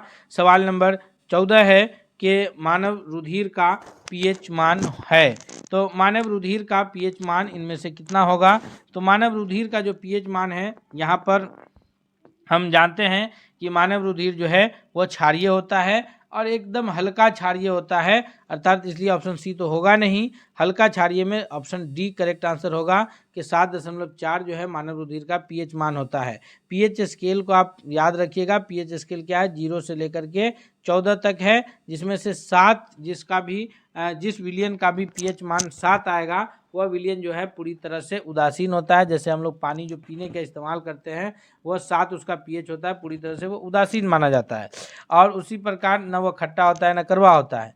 7 से कम जिस विलयन का pH होगा वो सभी अम्लीय माना जाता है, और 7 से ज़्यादा जिस विलयन का pH होता है वो सभी भस्मीय माना जाता है। तो अगर हम यहाँ पर जितना कम होगा 7 से, 0 के जितना करीब होता उतना प्रबल अम्लीय होगा। उसी प्रकार 7 से जितना ज़्यादा होगा, 14 के करीब जाकर के, जैसे 13 है, 12 है, तो वो सभी जो है भस्मीय, अधिक भस्मीय होता है। अर्थात इस 14वां का ऑप्शन नंबर डी सबसे करेक्ट आंसर है। सवाल नंबर 15 है कि रक्त का शुद्धिकरण कहाँ होता है। हमारे शरीर में रक्त का जो शुद्धिकरण है यह इसके कहाँ होता है, तो यह हमारे किडनी में होता है, यानी ऑप्शन सी सही जवाब हो जाएगा। हिंदी में इसे वृक्क के रूप में जानते हैं। हमारा किडनी जो है वो प्यूरीफायर का काम करता है, रक्त को प्यूरिफिकेशन का काम जो है किडनी करता है, और जो प्यूरिफिकेशन की क्रिया होती है उसको डायलिसिस के नाम से जानते हैं। सवाल अगला है कि नवीन जलोढ़ मिट्टी को अन्य किस नाम से जाना जाता है। तो भारत में जलोढ़ मिट्टी जो है बहुत अधिक उपजाऊ मिट्टी के रूप में जानी जाती है। जलोढ़ मिट्टी, नवीन जलोढ़ मिट्टी जो है इसको अन्य नाम खादर के नाम से जानते हैं। उसी प्रकार जो पुरानी जलोढ़ है उसको बांगड़ के नाम से जानते हैं। नवीन जलोढ़ को खादर के नाम से, पुरानी जलोढ़ को बांगड़ के नाम से, और काली मिट्टी को जो है वो रेगूर मिट्टी के नाम से। ये पुरानी जलोढ़ को कहते हैं, पुरानी को, और ये रेगूर जो है यह काली मिट्टी को कहते हैं। तो काली मिट्टी किस नाम से जानी जाती है, रेगूर मृदा के नाम से जानी जाती है। अगले प्रश्न की ओर बढ़ते हैं। सवाल नंबर 17 है कि यूक्रेन का मुख्य कृषि उत्पाद है। यूक्रेन जो मुख्य कृषि उत्पाद है वह मुख्य रूप से गेहूं के रूप में जाना जाता है, यानी ऑप्शन इसका बी सबसे करेक्ट आंसर होगा। दोस्तों टॉप 20 में हम लोग 20 के करीब पहुंच रहे हैं। आपसे रिक्वेस्ट है कि अगर आप हमारे चैनल पर नए हैं तो प्लीज़ चैनल को जरूर सब्सक्राइब कर लीजिए, ताकि अगला कोई भी अपडेट्स आए तो सबसे पहले आप तक पहुंचे। हम सवाल नंबर 18वां देख रहे हैं कि गेहूं के कृषि का आदर्श तापमान क्या है, यानी कितना तापमान तक रहेगा तो फिर गेहूं की खेती करना उस तापमान में हमारे लिए आसानी होगा। तो वह है कि अगर 15 से 20 डिग्री सेल्सियस तापमान है तो गेहूं की खेती, गेहूं का उपज उसमें बहुत अच्छा होता है। अगर 15 से कम या फिर भी जैसे 10 तक है, लेकिन अगर माइनस में टेम्परेचर जा रहा है तो वहाँ हम गेहूं की खेती नहीं कर सकते, जैसे भारत का कश्मीर एरिया है। उसी प्रकार अगर लगातार सूरज दिख रहा है, सर्दी नहीं पड़ रही है, तो वहाँ पर भी हम लोग तापमान में गिरावट नहीं आ रहा है तो अच्छी गेहूं की फसल का उपज नहीं कर पाएंगे। अगले प्रश्न की ओर बढ़ते हैं। सवाल नंबर 19वां है कि स्थानांतरणशील कृषि की शुरुआत सर्वप्रथम कहाँ से हुआ था। तो स्थानांतरणशील कृषि कहिए या स्थानांतरित कृषि कहिए, जिसको भारत में झूम खेती के नाम से भी जानते हैं, इसकी शुरुआत थाईलैंड देश से हुई है। कहाँ से हुई है, थाईलैंड से हुई है। ऑप्शन नंबर बी इसका सबसे सही जवाब होगा। सवाल नंबर 20 है कि लदांग संबंधित है। लदान किससे संबंधित है, तो लदांग जो है यह स्थानांतरणशील कृषि को ही कहते हैं, यानी जो जैसे भारत में इसे झूम खेती कहते हैं, उसी प्रकार मलेशिया में, किस देश में, मलेशिया में लदांग के नाम से जाना जाता है। किसको, स्थानांतरणशील कृषि को या स्थानांतरित कृषि को। तो दोस्तों 20 प्रश्न को अभी हम लोग इसमें कवर कर लिए। हम अगले सेट के साथ आपसे मिलेंगे, तब तक के लिए धन्यवाद। चलते चलते अपना एक लाइक, और अगर सब्सक्राइब नहीं किए हैं तो चैनल को सब्सक्राइब जरूर कर लीजिए। मिलते हैं अगले सेट के साथ। बहुत बहुत धन्यवाद।